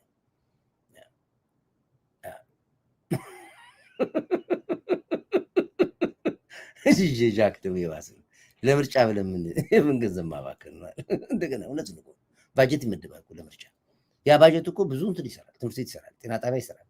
አላስፈላጊ ነው። መሸነፋቸው ላይ ቀር ባጀት መመደቡ ገንዘብ ማባከን ነው። እሺ ችግር የለው። እሱም እንደ ሀሳብ ይዤዋለሁ። ያው ኮመንት አድርጌላለሁ። እሺ ግን አሁን ምንድን ነው እናንተ የጠየቃችሁን ጥያቄ ላይ መልስ ልመልስላችሁ። ቅድም 3 4 5 ሰዎች እዚህ ጋር እየደወላችሁልኝ በስልክ በቃላት ነገር ያገዳቸዋለሁ። በኮመንት የምጽፉልኝ ሰዎች አላችሁ። እሱንም እያነበብኩ ነው ያለሁት። እንግዲህ የነገርኳችሁ ነገር ወፍ እንኳን ጎጆ አላት። ዛሬ ደግሞ ቱጃር መስላለች። አፋር መስላለች ያሉት በሙሉ እኮ ቀጣይ ምርጫ ላይ አንሳተፍም አሉ። ምን ብሎ ይሳተፋሉ? መረራ ጉዲና እኔ አልሳተፍም አላሉ። ደስ ነው ያለኝ። ይሻላል። በዓለማችን በዓለም ታሪክ ላይ 36 ጊዜ ለምርጫ የተወዳደርም መረራ ጉዲና ነው። 36 ምርጫ ልደቱ እንኳን 16 ነው። የልደቱ ትንሽ 16 ምርጫ ነው ልደቱ የተሳተፈው። ይልቃል 15 ነው 10 ነው ይልቃል። 36 ጊዜ ምርጫ የገባ ቢኖር መረራ ጉዲና ነው። 37ኛ ነው አሁን ከተወዳደረ የሚወዳደር። እኔ ይልቁኑ ምርጫ ቦርድ ማወጅ ያለበት ነገር የእድሜ ጣራው እሱ እድሜ ከ60 ዓመት በላይ ለምርጫ መቅረብ አይችልም የሚል አዋጅ ብታውጁ ደስ ይለኛል። ምርጫ ቦርድ እስኪ እዚህ ታስቡበትና በአንቀጽ አስቀምጡት። እድሜ ከ60 ዓመት በላይ ለምርጫ መቅረብ አስችልም የሚል አዋጁ ላይ አስቀምጡት። ምን ያደርጋል ከ60 ዓመት ከ70 ዓመት በኋላ ያለ ሰው ምን ሊሰራ? እዛው መቄዶንያ ከተቱት። አይሆንም። በቃ ምንም አይጠቅምም። ይሄ በምርጫ ቦርድ በጣም ማረም ያለባቸው ማስተካከል ያለባቸው የእድሜ ደረጃ ይታያል። አሁን ያንገስ ሊደር ነው የምንፈልገው፣ የወጣቱ ላይ ነው የምንሰራው። አንድ ሰው ለመምረጥ እንስለፋ ያለ አንድ ሰው ለመምረጥ ይልቃል። ትዝ ይላችኋል። ምርጫ ተወዳድሮ ሚስቱ እንኳን አልመረጠችው፣ ልጆቹ አልመረጡት፣ ሚስቱ አልመረጡት። እሱና አንድ ጓደኛ ሁለት ሆኖ ሳጥኑ ሲከፈት ሁለት ካርድ ብቻ።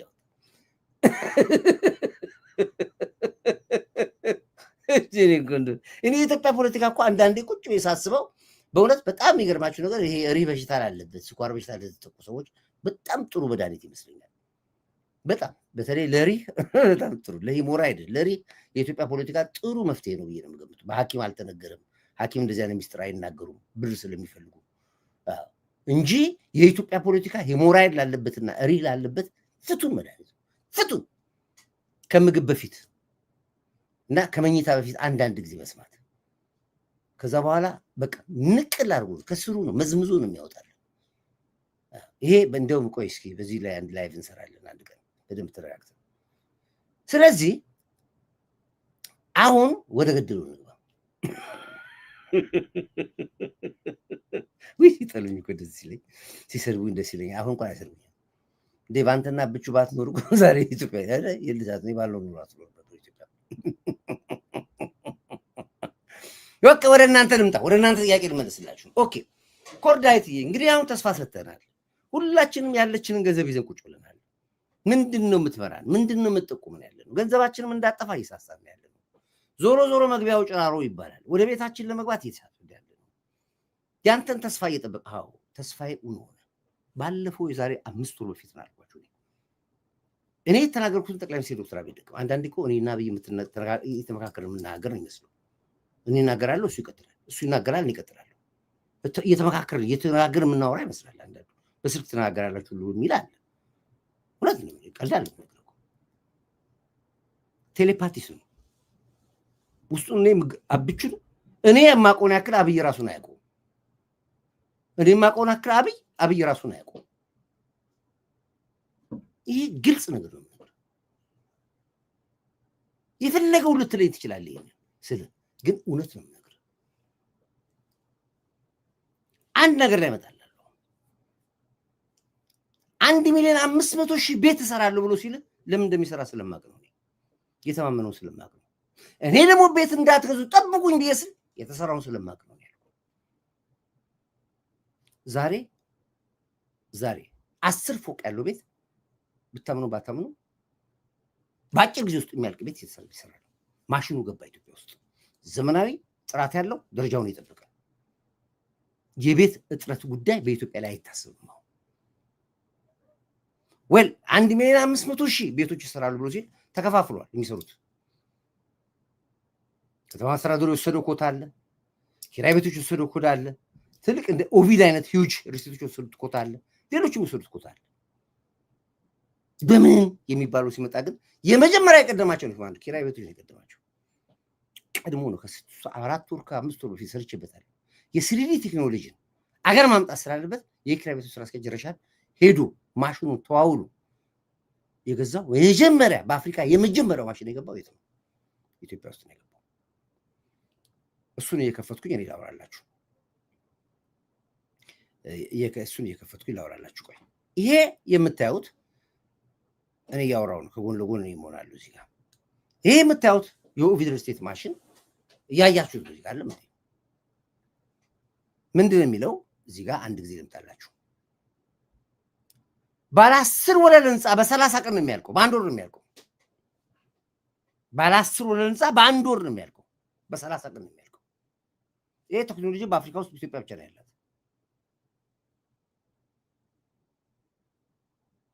ኢትዮጵያ ብቻ ነው ቴክኖሎጂ ያላት በአፍሪካ ውስጥ ነው የምላችሁ። በአውሮፓ ደረጃ ራሱ የተወሰኑ ሀገራቶች ነው። አንደኛ በጣም ሂውጅ ማሽን ነው።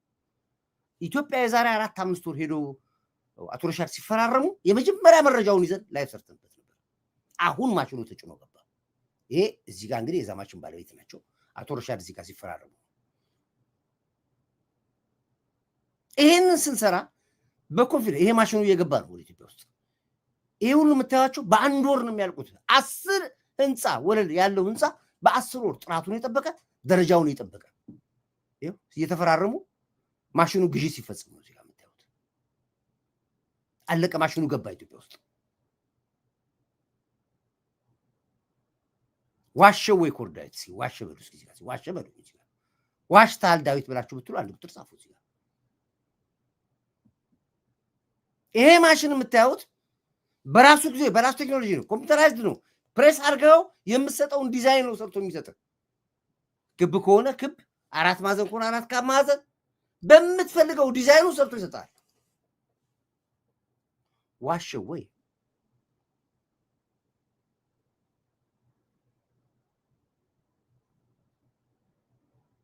ይሄ ነው እንግዲህ። ይሄ የምንነግራችሁ ነገር ውሸት አይደለም። ያላየነውን ነገር አናወራም፣ ሳንጨብጥ አናወራም ብለን የምላችሁ ለዚህ ነው።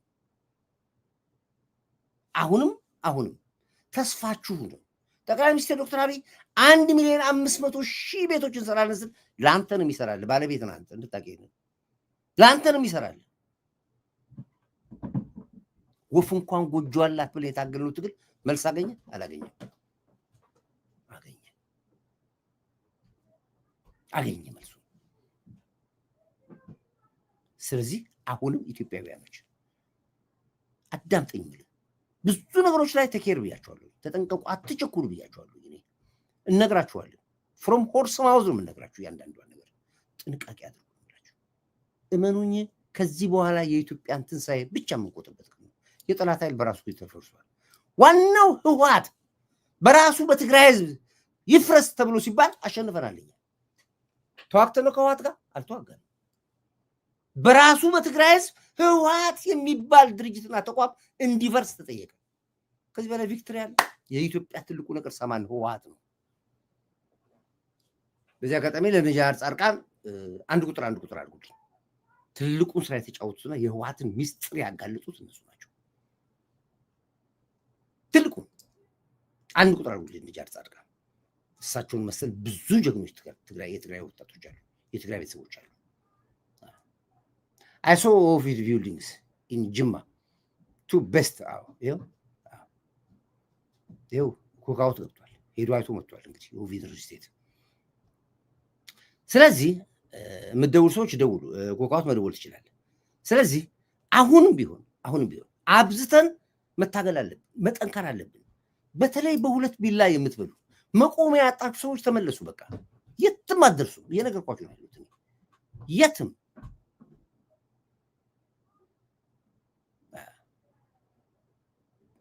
ዴቭ I'm proud for you።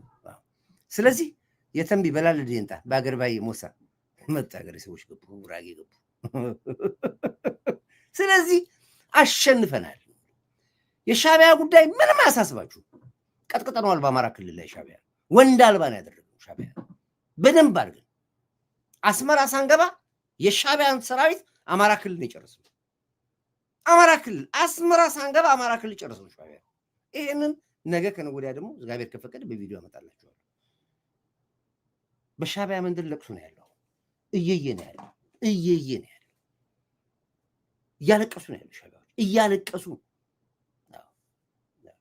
ሄሎ እንደና አብሪ ሰላም ነው ወይ?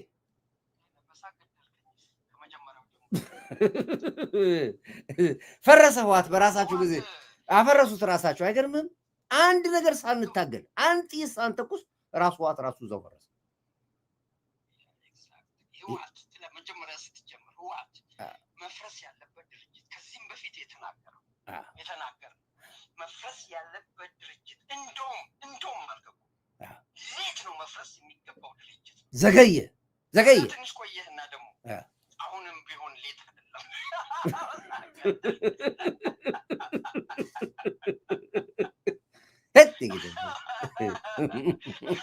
መጀመሪያ እንደውም ሌት ነው እያልክ ሞቅ አረከውና መጨረሻ ላይ አሁንም ቢሆን ሌት አይደለም መፍረስ አለ።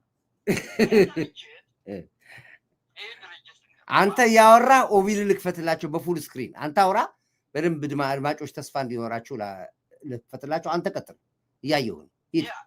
በጣም የሚገርም ነገር ህወሓት እንደ ፓርቲ መፍረሱን አይደለም ወይም እንዲፈርስ መፈለጋችን አይደለም። ህወሓት ማለት የበሰበሰ አስተሳሰብ ያለው ቆሞ ቀር ከዚህ ጀኔሬሽን ጋር ወይንም ከትውልድ ጋር የማይሄድ የማይሰለጥን እነሱ እንዳሉት ከዚህ በፊት ስብሰባቸው ላይ ጭንቅላታችን እንደ አሳ ጭንቅላት የበሰበሰ ነው። አስተሳሰባችን የበሰበሰ ማንቀየር ከወጣቱ ጋር ይህንን ያሉት በአመፁ ጊዜ ነው። ያው እንደምታስታውሱ በአመፁ ጊዜ ነው ይህንን ያሉት። ህዝባችን ጫፍ ለጫፍ ከጫፍ እስከ ጫፍ በተነሳበት ጊዜ አስተሳሰባችን የበሰበሰ አመለካከታችን የማይቀየር የህዝባችንን ጥያቄ በወቅቱ ማን መልስ ከሆነ ይዞን ጠራርጎን ይገባል ብለው እና አባይ ፀሐዬ ነፍሱን ይማረውና የተናገሩ። ስለዚህ ህወሓት ቆየ ከፈረሰ ስልጣን ላይ እያለ መጨረሻ አካባቢ በተለይ ፈርሷል። ምንም ይሄ አጠራጣሪ አይደለም። ትግራይ ውስጥ ህወሓት ፈርሷል። ህዝቡ በፍጹም የሚቀበለው ፓርቲም አይደለም። ህወሓትን አሁን የትግራይ ህዝብ የሚመለከተው እንደ ሻዕቢያ ነው።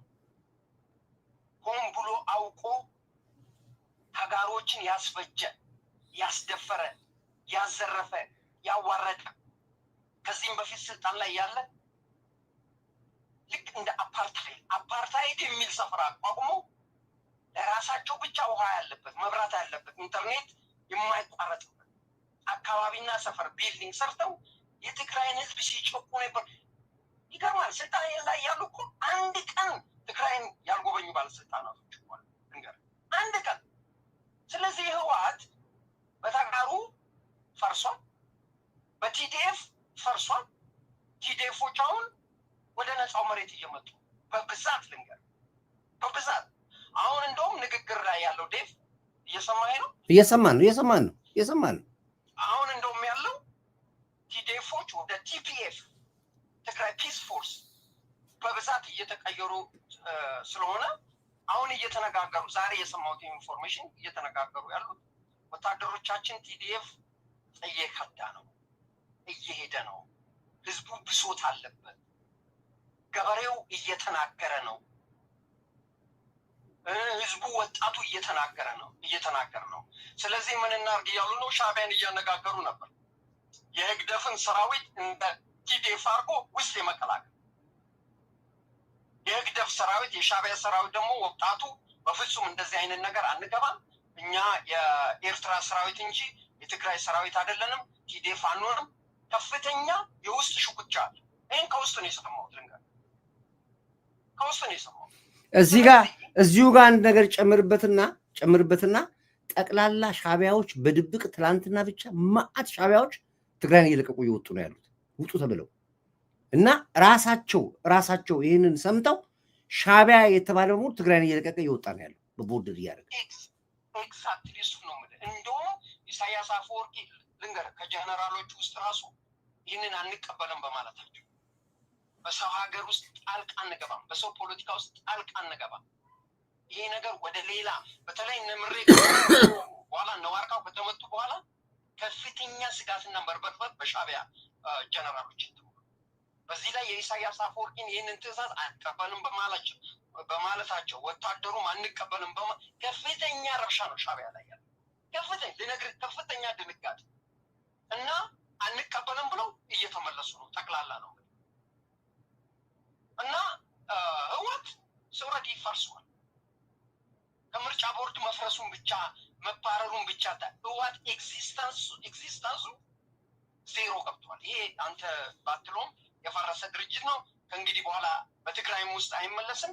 ሊቪታሎን ኢትዮጵያ ላይማ ለሰራው ግፍ እንደው ዶክተር አብይም ብለን ነው እንጂ ይቅር ብለን ነው። ዶክተር አብይ ይቅርታ ያስፈልጋል። ምንም ችግር የለም። ያደረሰው ጥፋት ህወሓት እንደ ኢህአዴግና እንደ ህወሓት ከፍተኛ መሆኑን አምኖ ዶክተር አብይ የኢትዮጵያን ህዝብ ይቅርታ ጠይቁ ነው እንጂ ህወሓት ልንገርህ በኢትዮጵያ ህዝብ ራሱ ከፍተኛ የሚፈለግ ድርጅት ነው። ህወሓት ባይ ዘ ዌይ ከዚህ በፊትም 1997 በሰባዎቹ እንደምታውቀው ስቴት ዲፓርትመንት የተጻፈልን አሸባሪ ድርጅት ነው፣ የቴሮሪስት ኦርጋናይዜሽን ነው ተብሎ ስልጣን ላይ የመጣው ልንገርህ የተመደበ ነው። አሁንም አሸባሪ ነው። ከአሸባሪ ጋር ከኢሳያስ አፈወርቂ ጋር ነው የሚሰራ። ስለዚህ ህወሓት እኛም አንፈልገውም፣ መፍረስም ያለበትም ነው። ቀድሞ ፈርሷል፣ ወደፊትም የሚፈርስ ነው። እኛም የምናውቀው እንደፈረሰ ነው። ስለዚህ ህወሓት የፈረሰው ህወሓት ብለን መነጋገር እንችላለን። ባይዘወይ በዚህ አጋጣሚ እኔ መሬን የምለው ከዚህ በፊት ያው ታውቃለህ አይደለ? ግልብጥ ሚዲያ ላይ በህወሓት ጦርነት አማራ ክልል በተወረረበት አፋር በተወረረበት ወቅት ብራችንን አዋጥተን ጫማ ገዝተናል። ቆንጥሩ ገደለኝ እሾክ ወጋኝ ሲል እነምሬ ጫማ ገዝተን በግልብጥ ሚዲያ በኩል ልከን እኔ አሁን ዴቭ ጫማዬን እንዲመልስ ነው። ጫማዬን ስቲል አርጎታል። ይገርማል። እኔ ከፍለታለሁ። በቃ እኔ ከፍለታለሁ። ተዋቸው በቃ አሁን ተዋቸው በቃ በፌዴክስ ጫማዬን እንዲልክልኝ በግልብጥ ሚዲያ ላይ ገብቼ እንደውም እናገራለሁ። በጣም የሚገርመው ነገር ከተናገረው ልጀምርና በጣም ከባድ ነው። እኛ ይህንን ቀድመን ከዚህ በፊት እዚህ ሚዲያ ላይ ሌሎችን ሚዲያ ላይ ጋሸና እያሉ ይጽፉ ነበረ። ይህንን መረጃ እኛለን ጋሸና ላይ እንዴት እየተቀጠቀጡ መሆኑ እንዴት ምሽጋቸው እንደተሰበረ ምሽጋቸው ተሰብሮ እነሱ ከምሽጉ ጋር ፎቶ ተነስተው ለነግልብጥ ሚዲያ ልከው ምሽጉን ደርምሰን ገባን። የመከላከያ የሚገርም ነገር የደረሰባቸው እኛ እንናገር። እሱም እንደተናገረው አየር ወለዱ ሰንጥቆ በሌሊት በአየር ላይ ገብቶ መሀል ለመሀል ገብቶ ነው ከፋፍሎ ቅርጭ አድርጎ ነው እንትን ያላቸው። ልንገር እኛ አንናገርም ብለን ይሄ ልንገር ምሽግን መደርመስ የኢትዮጵያውያኖች የመከላከያ የኛ ወታደሮች ተግባር ነው።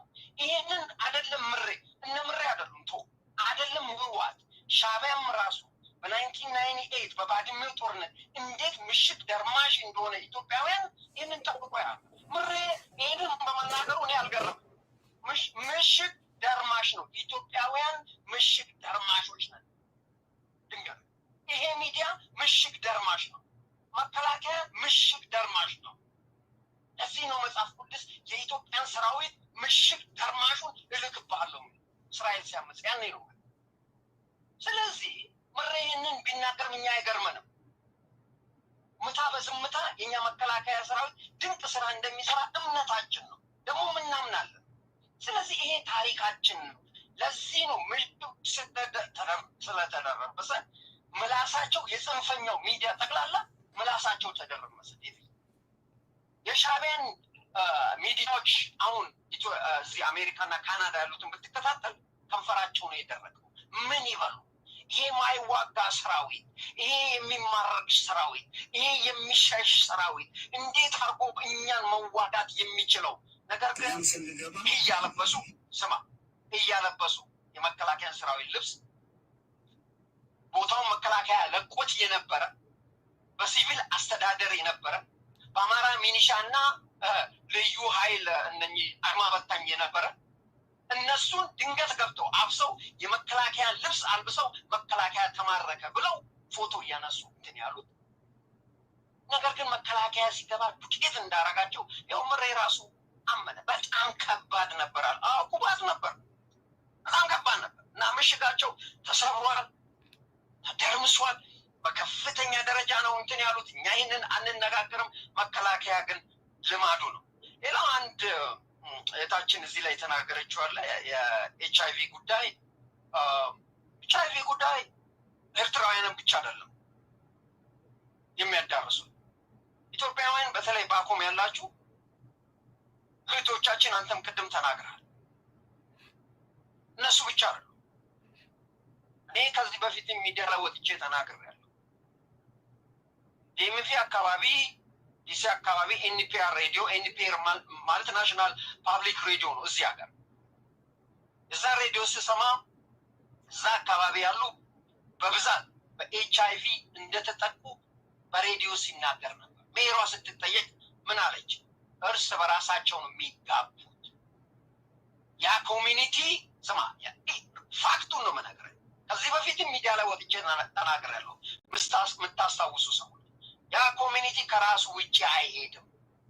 እርስ በራሳቸው ነው የሚያደርጉት፣ እርስ በራሳቸው ነው የሚጋቡት ብላ ለእኛ ኮሚኒቲ ያን ያህል ችግር የሚያመጣ አይደለም ብላ ስትናገር እኔ ሰምቼ የዛሬ ስንት ዓመት መሰለህ? 10 ዓመት 15 ዓመት። ስለዚህ ነው የምለው ባኮም ኢትዮጵያ ራሳችሁን ቤቱ ዲያስፖራ መጥ ብላችሁ ራሳችሁን አታጋልጡ፣ ተቆጣጠሩ። ባይዘወይ ሆን ብሎ ኤችአይቪ እንዳለበት አውቆ ኤችአይቪን በሀገር ቤትም ሀገር ሆን ብሎ የሚያስተላልፍ ወንጀለኛ በዚህም ሀገር ይቀጣል፣ በኢትዮጵያም ውስጥ ይቀጣል ማለት ነው። ይህንን ሆን ብሎ ትራንስሚት የሚያስተላልፍ ካለ የምታውቁት ካለ የኢትዮጵያ መንግስት ባኮም ያላችሁ ማጋለጥ አስፈላጊ። ነገር ግን እዚህ ላይ ጥንቃቄ ያስፈልጋል። ወደኛ ትውልድ ሊድ ኢትዮጵያ ይሄ ትውልድ የአሁኑ ትውልድ እና አብይ ትውልድ ወጣቱ ትውልድ እጅግ ጀግና የሚያኮራ፣ እኔ መቼም ወጣቱን ኮርቼበታለሁ። ወጣቱ ከዚህ በፊት የተሳሳተውን ታሪክ የዘር ታሪክ ቀያሪ፣ ጀግንነትን እንደገና አምጪ፣ ምሽግ ደርማሽ፣ የማይንበረከክ ችግር የማይበግረው ቢሮክራሲ የማይበግረው ኢትዮጵያዊ ባኮም ስላለን ሄጄ ስላየውም እኔ በኢትዮጵያውያኖች ወጣቶች ባኮም ባላችሁ ከነ አመራራችሁ ኮርቼባችኋል። እኔ እውነቴን ነው ኮርቼባችኋል። ታሪክ ቀያሪ፣ ታሪክ ሰሪዎች ናቸው። ይህንን ምንጊዜም የማደንቀው ትውልድ ቢኖር ይሄንን ትውልድ ነው። በዚህ ላይ ኢንጂነር የተናገረዋል። ከዚህም በፊት እኛ ተናግረናል። ለእኛ አዲስ አይደለም። ዶክተር አብይ በየትኛውም ክልል ያለውን በየትኛውም አካባቢ ያለውን ዶክተር አብይ ጦርነት ቀስቃሽ አይደለም፣ ቀስቅሶ ማያቅም፣ ቆስቋሽም አይደለም። ዶክተር አብይ ጦርነት ጠሪም አይደለም። ዶክተር አብይ ፍቅር ጠሪ ነው። ዶክተር አብይ ታጋሽ ነው። ዶክተር አብይ በተለይ ለወንዶች አስተማሪ ነው። ትዕግስትን፣ ፍቅርን፣ ልማትን፣ እናቶችን፣ ወጣቶችን፣ ህፃናትን እንዴት መያዝ እንዳለብን መርዳት እንዳለብን የሚያስተምር እንጂ የጦረኛነት መሪ ያልሆነ ጦረኝነት የሌለው ይሄ ነው ይልቃል የተናገረው። እኛም ከዚህ በፊት እንዳለው ፋኖን በተለይ ግድ የለም ጦርነቱን ቴንኪው በከፍተኛ ደረጃ በጀግንነት ተዋግታችኋል። ሪል ፋኖን ነው እናመሰግናለን። ግማሹንም የሸለመበት፣ ግማሹንም ቴንኪው ያለበት፣ ግማሹን የአማራ ክልል መሬት የሰጠበት፣ ግማሹን ትራክተር የሰጠበት። ይሄ ፋክት ነው የምነግርህ ዴቭ፣ አንተም የምታውቀው ነው። ፋክት ነው የምነግርህ። መሬት የተሰጣቸው፣ ትራክተር የተሰጣቸው፣ ቴንኪው የተባሉበት፣ ስራ የፈለጉትን ስራ የተሰጠበት ኮንዲሽን ነበር። ነገር ግን ከፕሪቶሪያ አግሪመንት በኋላ ጦርነቱን ጨርሰናል፣ ቴንኪው ሶ ማች፣ ከእንግዲህ በኋላ የግሩፕ ነው ያለው። የግሩፕ ጦር መሳሪያዎች ገቢ ይደረጉ። ክላሽ ግን እዛ አካባቢ ድንበሩን የሚጠበቅበት ነው። ነፍስ ወከፍ መሳሪያ ነው። የፈለጋችሁ አድማ በታኝ፣ የፈለጋችሁ መከላከያ፣ የፈለጋችሁ ትምህርት ቤት፣ የፈለጋችሁ ወደ እርሻ መንግስት ድጋፉን ይሰጣል። ወደዚህ ተሰማሩ ያለው ዶክተር አብይ ጦርነት ቀስቃሽ አልነበረም።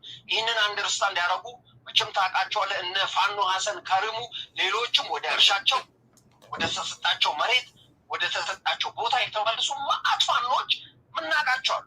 ስለዚህ አብይ ዛሬ አይደለም ይልቃል የሚመሰክርልን። አብይ እነሱ ይልቃልም ጭምር የጠየቀው ልዩ ኃይል በየክልሉ ያለው ኢንክሉዲንግ የአማራ ክልል መፍረስ ያለበት ሲሉ አልነበረም እንዴ? ሲሉ አልነበረም ወይ? ፋኖ መፍረስ አለበት፣ አስፈላጊ አይደለም። ይሄ ለአንድ ምኖችን ይፈጥራል። እንደ ዘመነ መሳፍንት ጊዜ የመፍጠር ሁኔታ ነው የሚቀጥለው። በየቦታው ታጣቂዎች ሲኖሩ መፍረስ አለበት እያሉ ሲጨበጭቁ መንግስትን የነበረ እነሱ ናቸው። ይሄ የጽንፈኛው ሚዲያ በአጠቃላይ። ስለዚህ ዶክተር አብይ ይሄ ጥያቄ ብቻ ሳይሆን አስፈላጊነቱ ስላልታየ ጦርነቱንም ስላሸነፍ መከላከያ ሰራዊት ደግሞ በከፍተኛ ደረጃ የተጠናከረ ስለሆነ ያንን እንዲሆን ተደረገ። በኦሮሚያ፣ በአፋር፣ በሶማሌ፣ በአማራ ክልል። ስለዚህ ይህንን ግን ኢንፎርሜሽኑ ሳይደርስ ሚዲያዎች ሆን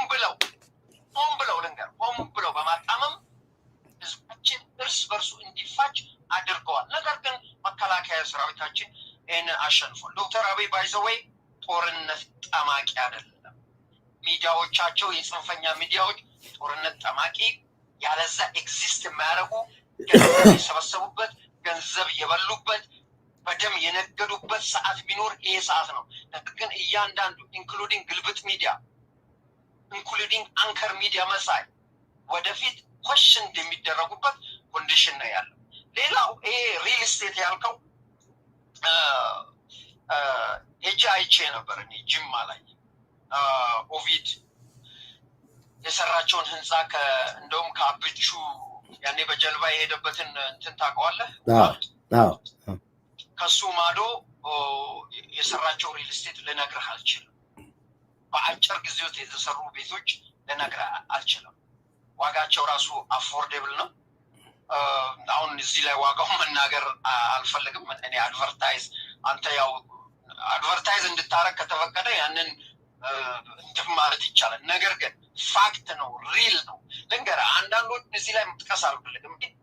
ካድሬ አይደሉም፣ የማንንም እንትን አይደሉም። ግን ፋክት የሚሰራው በሪል ስቴት የሰማሁትን ልንገርህ። ገንዘቡ ከተሰበሰበ በኋላ እነዚህ ሪል ስቴቶች ኮቪድም ማለት አይደለም፣ ሌሎቹ ሪል ስቴቶች ስም መጥቀስ አልፈልግም። ገንዘቡ ከተሰበሰበበት በኋላ የውጭ ንግድ እንደሚሰራበት፣ አስመጪና ላኪነት በገንዘቡ እንደሚሰራበት፣ በወቅቱ ሳያጠናቀቁ የተሰበሰበውን ብር አስመጪና ላኪነት እንደሚሰሩበት አረጋግጬ ነው የመጣሁት ልንገርህ። ስለዚህ አንተ እንደምትለው እኔ እንደውም ቤቶችን በጣም ፈልጌ ነበር እና ሰዎችም እዛ ቆይ ተረጋጋ ስላሉኝ ነው። ይህንን ግን አጣርቻለሁ። ህዝባችን ወደፊትም ማወቅ ያለበት ነገር ገንዘቡን ቀድሞ በመስጠት ጨርሱልኝ አትጨርሱልኝም እያሉ መከራከር አስፈላጊ አይደለም። ምክንያቱም እነዚህ ብሮች አስመጪና ላኪነት ከውጭ ዶላሩ ተሰብስቦ የሚነግዱበት ኮንዲሽን ያለው። ስለዚህ ጠንቀቅ ማለቱ አስፈላጊ ነው። ደብዬ እንግዲህ ሌላ የምትጠይቀኝ ጥያቄ ወይም የምትለው ነገር ካለ የምናክለው ነገር ካለ አንተ ደግሞ ተናገር፣ እድሉ ልስጥ። ቴንክ ዩ፣ በጣም አመሰግናለሁ። አብርሽ የተናገርከው ነገር ትክክል ነው። ምንድነው ግን የምናደርገው? እኔ አሁን በአካል ነው የሚሄደው፣ በአካል ሄጄ አይችልም። እንደገና ደግሞ ስፔሻል የሆነ ኦፈር ለትውልደ ኢትዮጵያዊ እንዲደረግ ለብቻው የተለየ ነገር ደግሞ እነጋገራለሁ፣ ዲል አደርጋለሁ። እስከዛ ድረስ ባላችሁበት ቦታ ተረጋጉ። መቼም ይሁን መቼም ያለው ውጤት ነግራቸዋል በቅርብ ጊዜ ውስጥ።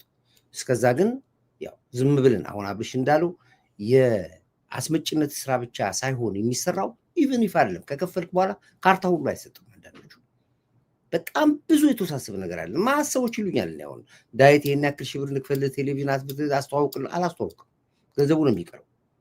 ምክንያቱም ነገ አንተን ሰምቼ ነው የሚባል ነገር አለ፣ አንተን እንዲህ ብለህ ነው የሚባል ነገር አለ። ብዙ ጊዜ ማስታወቂያ የምትሰሩ ሰዎች ተጠንቀቁ። ለእናንተ ለማስታወቂያ ገንዘብ ብላችሁ ሰዎችን አደጋ ውስጥ የምትሉ ከሆነ አንተን አመኘ ነው የሚባል ነገር አለ። ስለዚህ እዚህ ላይ በጣም አስተውላችሁ ሄዳችሁ ፈትሻችሁ መርምራችሁ ቃል ገብታችሁ ካልሆነ በስተቀር ለአንተ ለማስታወቂያ ገንዘብ ብለህ ማህበረሰቡ ላይ ባትጫወቱ ጥሩ መሰለኝ። ብዙዎቻችሁ በዚህ ጉዳይ ላይ ስላላችሁ ነው።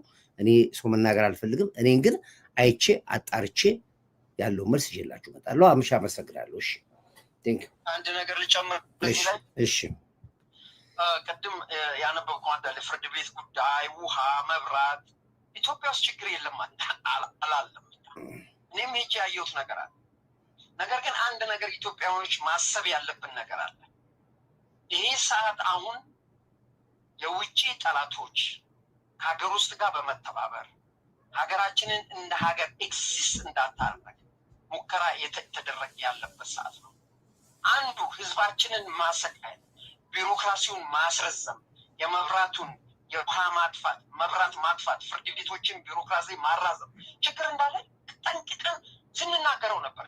ከበፊቱ ጀምሮ ስንናገረው ይሄ አንዱ ቢሮክራሲውን እንደዚህ ማድረግ አለብን፣ ህዝቡን ማማረር አለብን ብሎ በሚዲያ ወጥተው እኮ ነው የተናገሩት።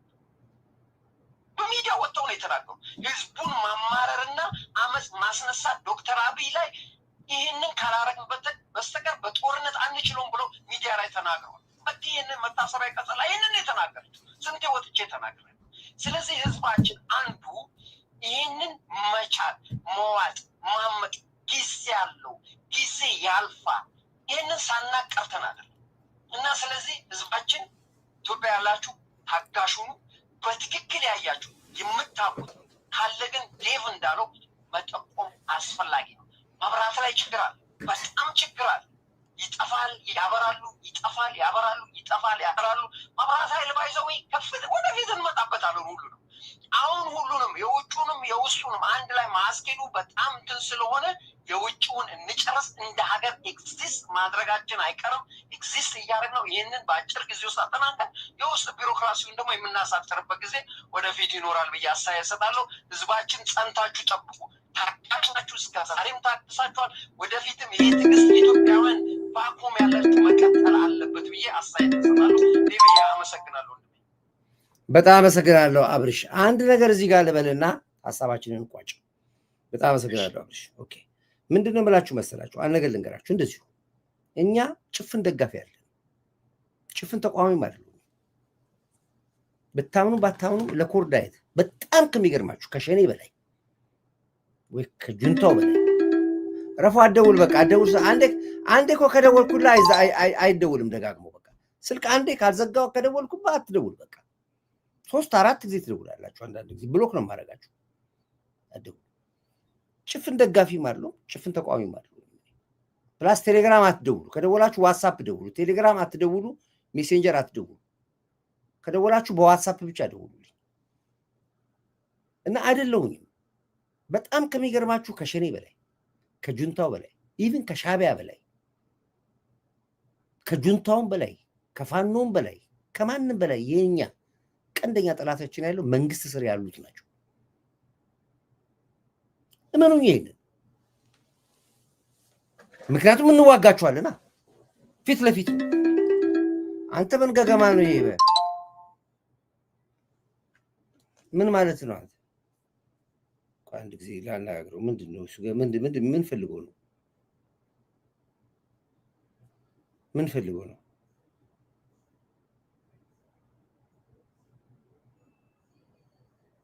ምን ፈልገ ነው? ኧረ ምን ገገማኔ ብሎክ ላደርገው ነው። ቆይ እንዳትደውል አደርጋለሁኝ።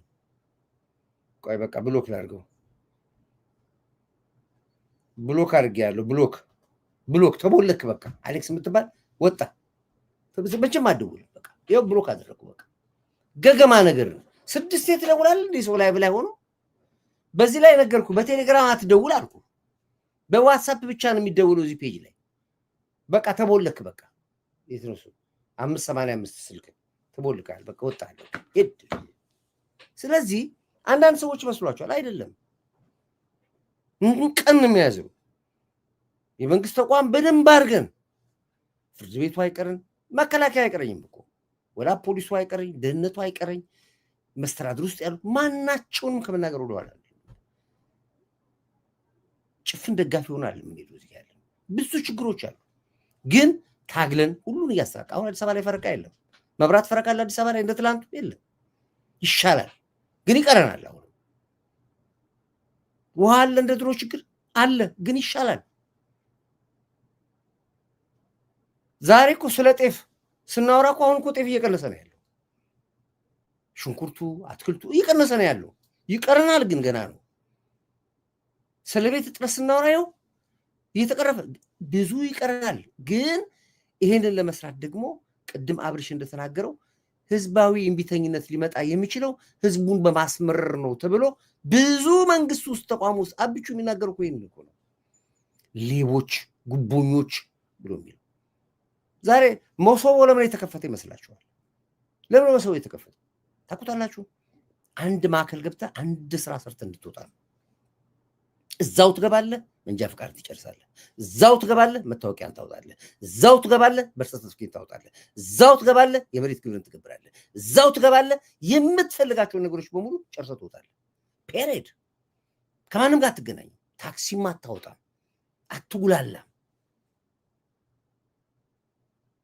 አንድ ስቴፕ ነው አሁን ሄድ ነው፣ ገና ነው ግን ይቀረናል። ይሄ ግን በሂደት ለግራችሁ ለብዙ ዓመት የተበላሸ ነገር ነው አሁን ያሳከለ ያለ ነውና ትዕግስት ይጠይቃል፣ መቻል ይጠይቃል። ተመስገን ነው የምንለው። ልጠፋ የነበረች ሀገር ጠፋች፣ ቁልቁለት ሄደች፣ ዘቀጠች የምትባል ሀገር ለዚህ መድረሷን ማየት በራሱ ትልቅ ነገር ነው እና ይሄንን በሚመለከት በስፋት እመጣለሁ። ተመስገን ነው የምንለው። ይቀረናል፣ እንታገላለን። አሁንም ትግላችን ይቀጥላለን። ህዝባችን፣ ማህበረሰባችን ደግሞ እንዲቻል ታጋሽ እንዲሆን ትዕግስተኛ እንዲሆን እንሰራለን። ከውስጥ ያሉትን ደግሞ እናጸናቸዋለን። በሚገባቸው ቋንቋ እነግራቸዋለን። አንፈራም። ኦልሬዲ ዋጋ ልንከፍል በበሬ ግንባር ሆኖ ወጥተናል። እዚህ ጋር የበሬ ግንባር ሆነን ስድቡን ለመቻል ዛቻውን ለመቻል የሚመጣውን ነገር ለመቀበል ወጥተናል። እዚህ ጋር አለቀ። ስለዚህ ይሄንን አንዳንዶቻችሁ በጭፍን የምትሉ ሰዎች ጭፍኖች አለ፣ ሁሉንም እናገራለን። ይሄ ደግሞ አንዱ የትግል ፓርት ስለሆነ ነው። አብቹም ይወደናል። ይሄ ስለምናገር ደስ ነው የሚለው። አዎ ተናገሩ ይላል። አዎ መከላከያውን ስለተናገርኩ ፊልድ ማርሻል አይቀየመኝም። መስተዳድሩን ስለተናገሩ ከንቲባዋ አትቀየመኝም። ከስር ያሉ ሰው ነው አቃ ነግራቸዋለሁ። በቀደም ከንቲባዋ አልጋ አላት መኝታ ቤቷ ውስጥ ቢሮ ውስጥ ታምናላችሁ? ከሷ ስር እናቶ ጥላሁን የሚባሉ አሉ መስተዳድር ውስጥ ያሉ በሙሉ አልጋ አላቸው። እዚህ ያድራሉ። ሌሊት 7 ሰዓት ዞሮ ከተማ ውስጥ 7 ሰዓት ቤታቸው አይሄዱም። እዛ መስተዳድር ቢሮ ገብቶ ያድራሉ። አርቲፊሻል ኢንተለጀንስ እነ ወርቁ ገቸና ቢሮ ብትገቡ ያንዳንዱ ቢሮ ውስጥ አልጋ አለ። ኢንሳ ብትገቡ ያንዳንዱ ቢሮ ውስጥ አልጋ አለ። ጠቅላይ ሚኒስትሩ ከጓዳ አልጋ አለ። ሁሉም እዛ እያደረ እየሰራ ነው ያለው። አይሰሩም አይደለም። እታች ያሉ ሰዎች ደግሞ ማታ አዝማሪ ቤት አምሽቶ ቀን ሲቅም ውሎ ሺሻ ሲያጨስ ውሎ እሱ የሚሰራው ስራ እላይ ያሉትን ሰዎች ይነካቸዋል። ይሄ የሚታይ ነገር ነው፣ የሚሰማ ነገር ነውና እሱ ላይ መስራት አለብን። በደንብ መስራት አለብን። በደንብ ነው መስራት ያለብን እና ሁሉ ነገር ላይ አንድ ነገር መንግስት አይደለም ከስር ያሉት ላይ መስራት አለብን። ብዙ ይቀርናል። ስለዚህ ነው ዛሬ ፍርድ ቤት ላይ ጠቅላይ ሚኒስትር አብይ ምን ያለው ብዙ ችግሮች ነበሩ። ዛሬ እንደዚህ ዲጂታል ሆኖ ሄዱ ነበር ፍርድ ቤት ነው ዛሬ የፌደራል ፍርድ ነገ መጣበታለሁ። ስለሱ ትልቁ ችግር ቁልፍ ችግር የነበረው እዚህ ነበር ነው ያለው ፍርድ ቤቱን ጠቅሶ ስሙ። ዛሬ ያ ተቀይሮ ዲጂታል ሆኖ እንደዚህ ሰዎች ጉዳይ ከፌደራል እንኳን ሳይመጡ በሰበር እዚህ ቁጭ ብሎ ጉዳያቸውን እንዲፈቱ ማድረግ አንድ እድገት ነው ያለው። ፍርድ ቤቱ በጣም ችግር የነበረበት እንደሆነ አውርቶ ዛሬ የፍርድ ቤት ፕሮግራም እንዴት እንደነበረ ነገ ፕሮግራሜን ጠብቁኝ፣ እሱ ላይ ነገ መጣበታለሁ። ይሄ ሁሉ የምናወራቸው ናቸው፣ የምንናገረው ነገር ነው። ይሰሙናል እኮ ይሰሙናል። አይምሰላችሁ። በደንብ አድርገው ቁጭ ብለው ተጥለው ነው የሚሰሙኝ። ኮመንት ያነባሉ። ምን እንደምትሉ ምጽፉት ኮመንት። ስለዚህ ዝም ብለን አይደለም የጭፍን ተጋፊዎች አይደለም ለማለት ፈልጌ ነው ይሄን ያወራሁላችሁ። አሁንም እንታገላለን። ትግላችን ዋጋ ያስከፍለናል። አዎ ያስከፍለናል። እና ይሄን ነው ከጎናችሁ ቁሙ፣ አግዙ። ነገ ወደ ሳተላይት የወጣንበት ወደ ሚዲያችን ስንወጣ ጎህ የሚሰራውን ስራ ብታዩት ይገርማቸዋል። ከዚህ በላይ ጎህ ስራ እየሰራ ነው ያለው እና አምባሳደር ሙዝ በእርቅ ጉዳይ በሰላም ጉዳይ ህዝቡን እያወያዩ እያነጋገሩ የማህበረሰቡን ችግር ታች ሁሉ ይሰራሉ። በጣም ብዙ ስራ እየሰራ ነው ያለው እና ያም የስራ ፍሬያችሁ የስራ ውጤታችሁ ነው። ለዚህ ያበቃችሁ። እንግዲህ ይሄን ካልኳችሁ ይበቃችኋል። ለማንኛውም ግን አሁንም በርቱ፣ አሸንፋችኋል። እንኳን ደስ አላችሁ። እንግዲህ እህቴን ቁጥር አድርጎ ያመስግኑልኝ እንደዚህ ሸጋ እንዳደረገችኝ። ነገ ደግሞ ሁለተኛውን ሱፍ ልብሽ እወጣለሁ፣ ከነገ ወዲያ ደግሞ ሶስተኛውን ሱፍ። ስለዚህ 3 ሱፍ ያለበሰችኝ እህታችንን ክብር አንድ ቁጥር አድርጉልኝ፣ አመስግኑልኝ ለማለት ፈልጌ ነው። እንግዲህ ክብር ለሚሰጠው ክብር እንሰጣለን። አሁንም ጎህ ላይ አሻራችሁን አስቀምጡ። ሁላችሁም ከጎን ቁሙ። ክብር ለሚሰጠው ክብር እንሰጣለን። ክብር ለኢትዮ ቴንክ ዩ አመሰግናለሁ። ክብር ለሚሰጠው ክብር እንሰጣለን። ክብር ለኢትዮ ኤርትራ ህዝቦቻችን። እንደ ኤርትራ አሁንም እንደ ህዝብ በጣም እንወዳቸዋለን። ችግር የለብኝም። አንድ ቁጥር ታርጉልኛችሁ። ለዚህ ጀግና መሪ አንድ ቁጥር ታርጋላችሁ። ለትንታጉ መሪያችን ጠቅላይ ሚኒስትር ዶክተር አብይ፣ ለመከላከያ ኃይላችን፣ ለምድር ኃይላችን፣ ለባህር ኃይላችን፣ ለአየር ኃይላችን፣ ለፌዴራል ፖሊስ፣ ለደህንነት ተቋሞቻችን በሙሉ ለለውጥ ዓላማዎች ያለሽ በሙሉ አንድ ቁጥር ታርጉልናላችሁ። ወዳችኋለሁ። ዛሬ ስገባ መጀመሪያ የገባሁበት ቀላል አይደለም። ትልቅ መልእክት ያለው ፕሮግራም የከፈትኩላችሁ። እንግዲህ ይሄንን በሚመለከት አሁንም ምንድን ነበረ ይሄ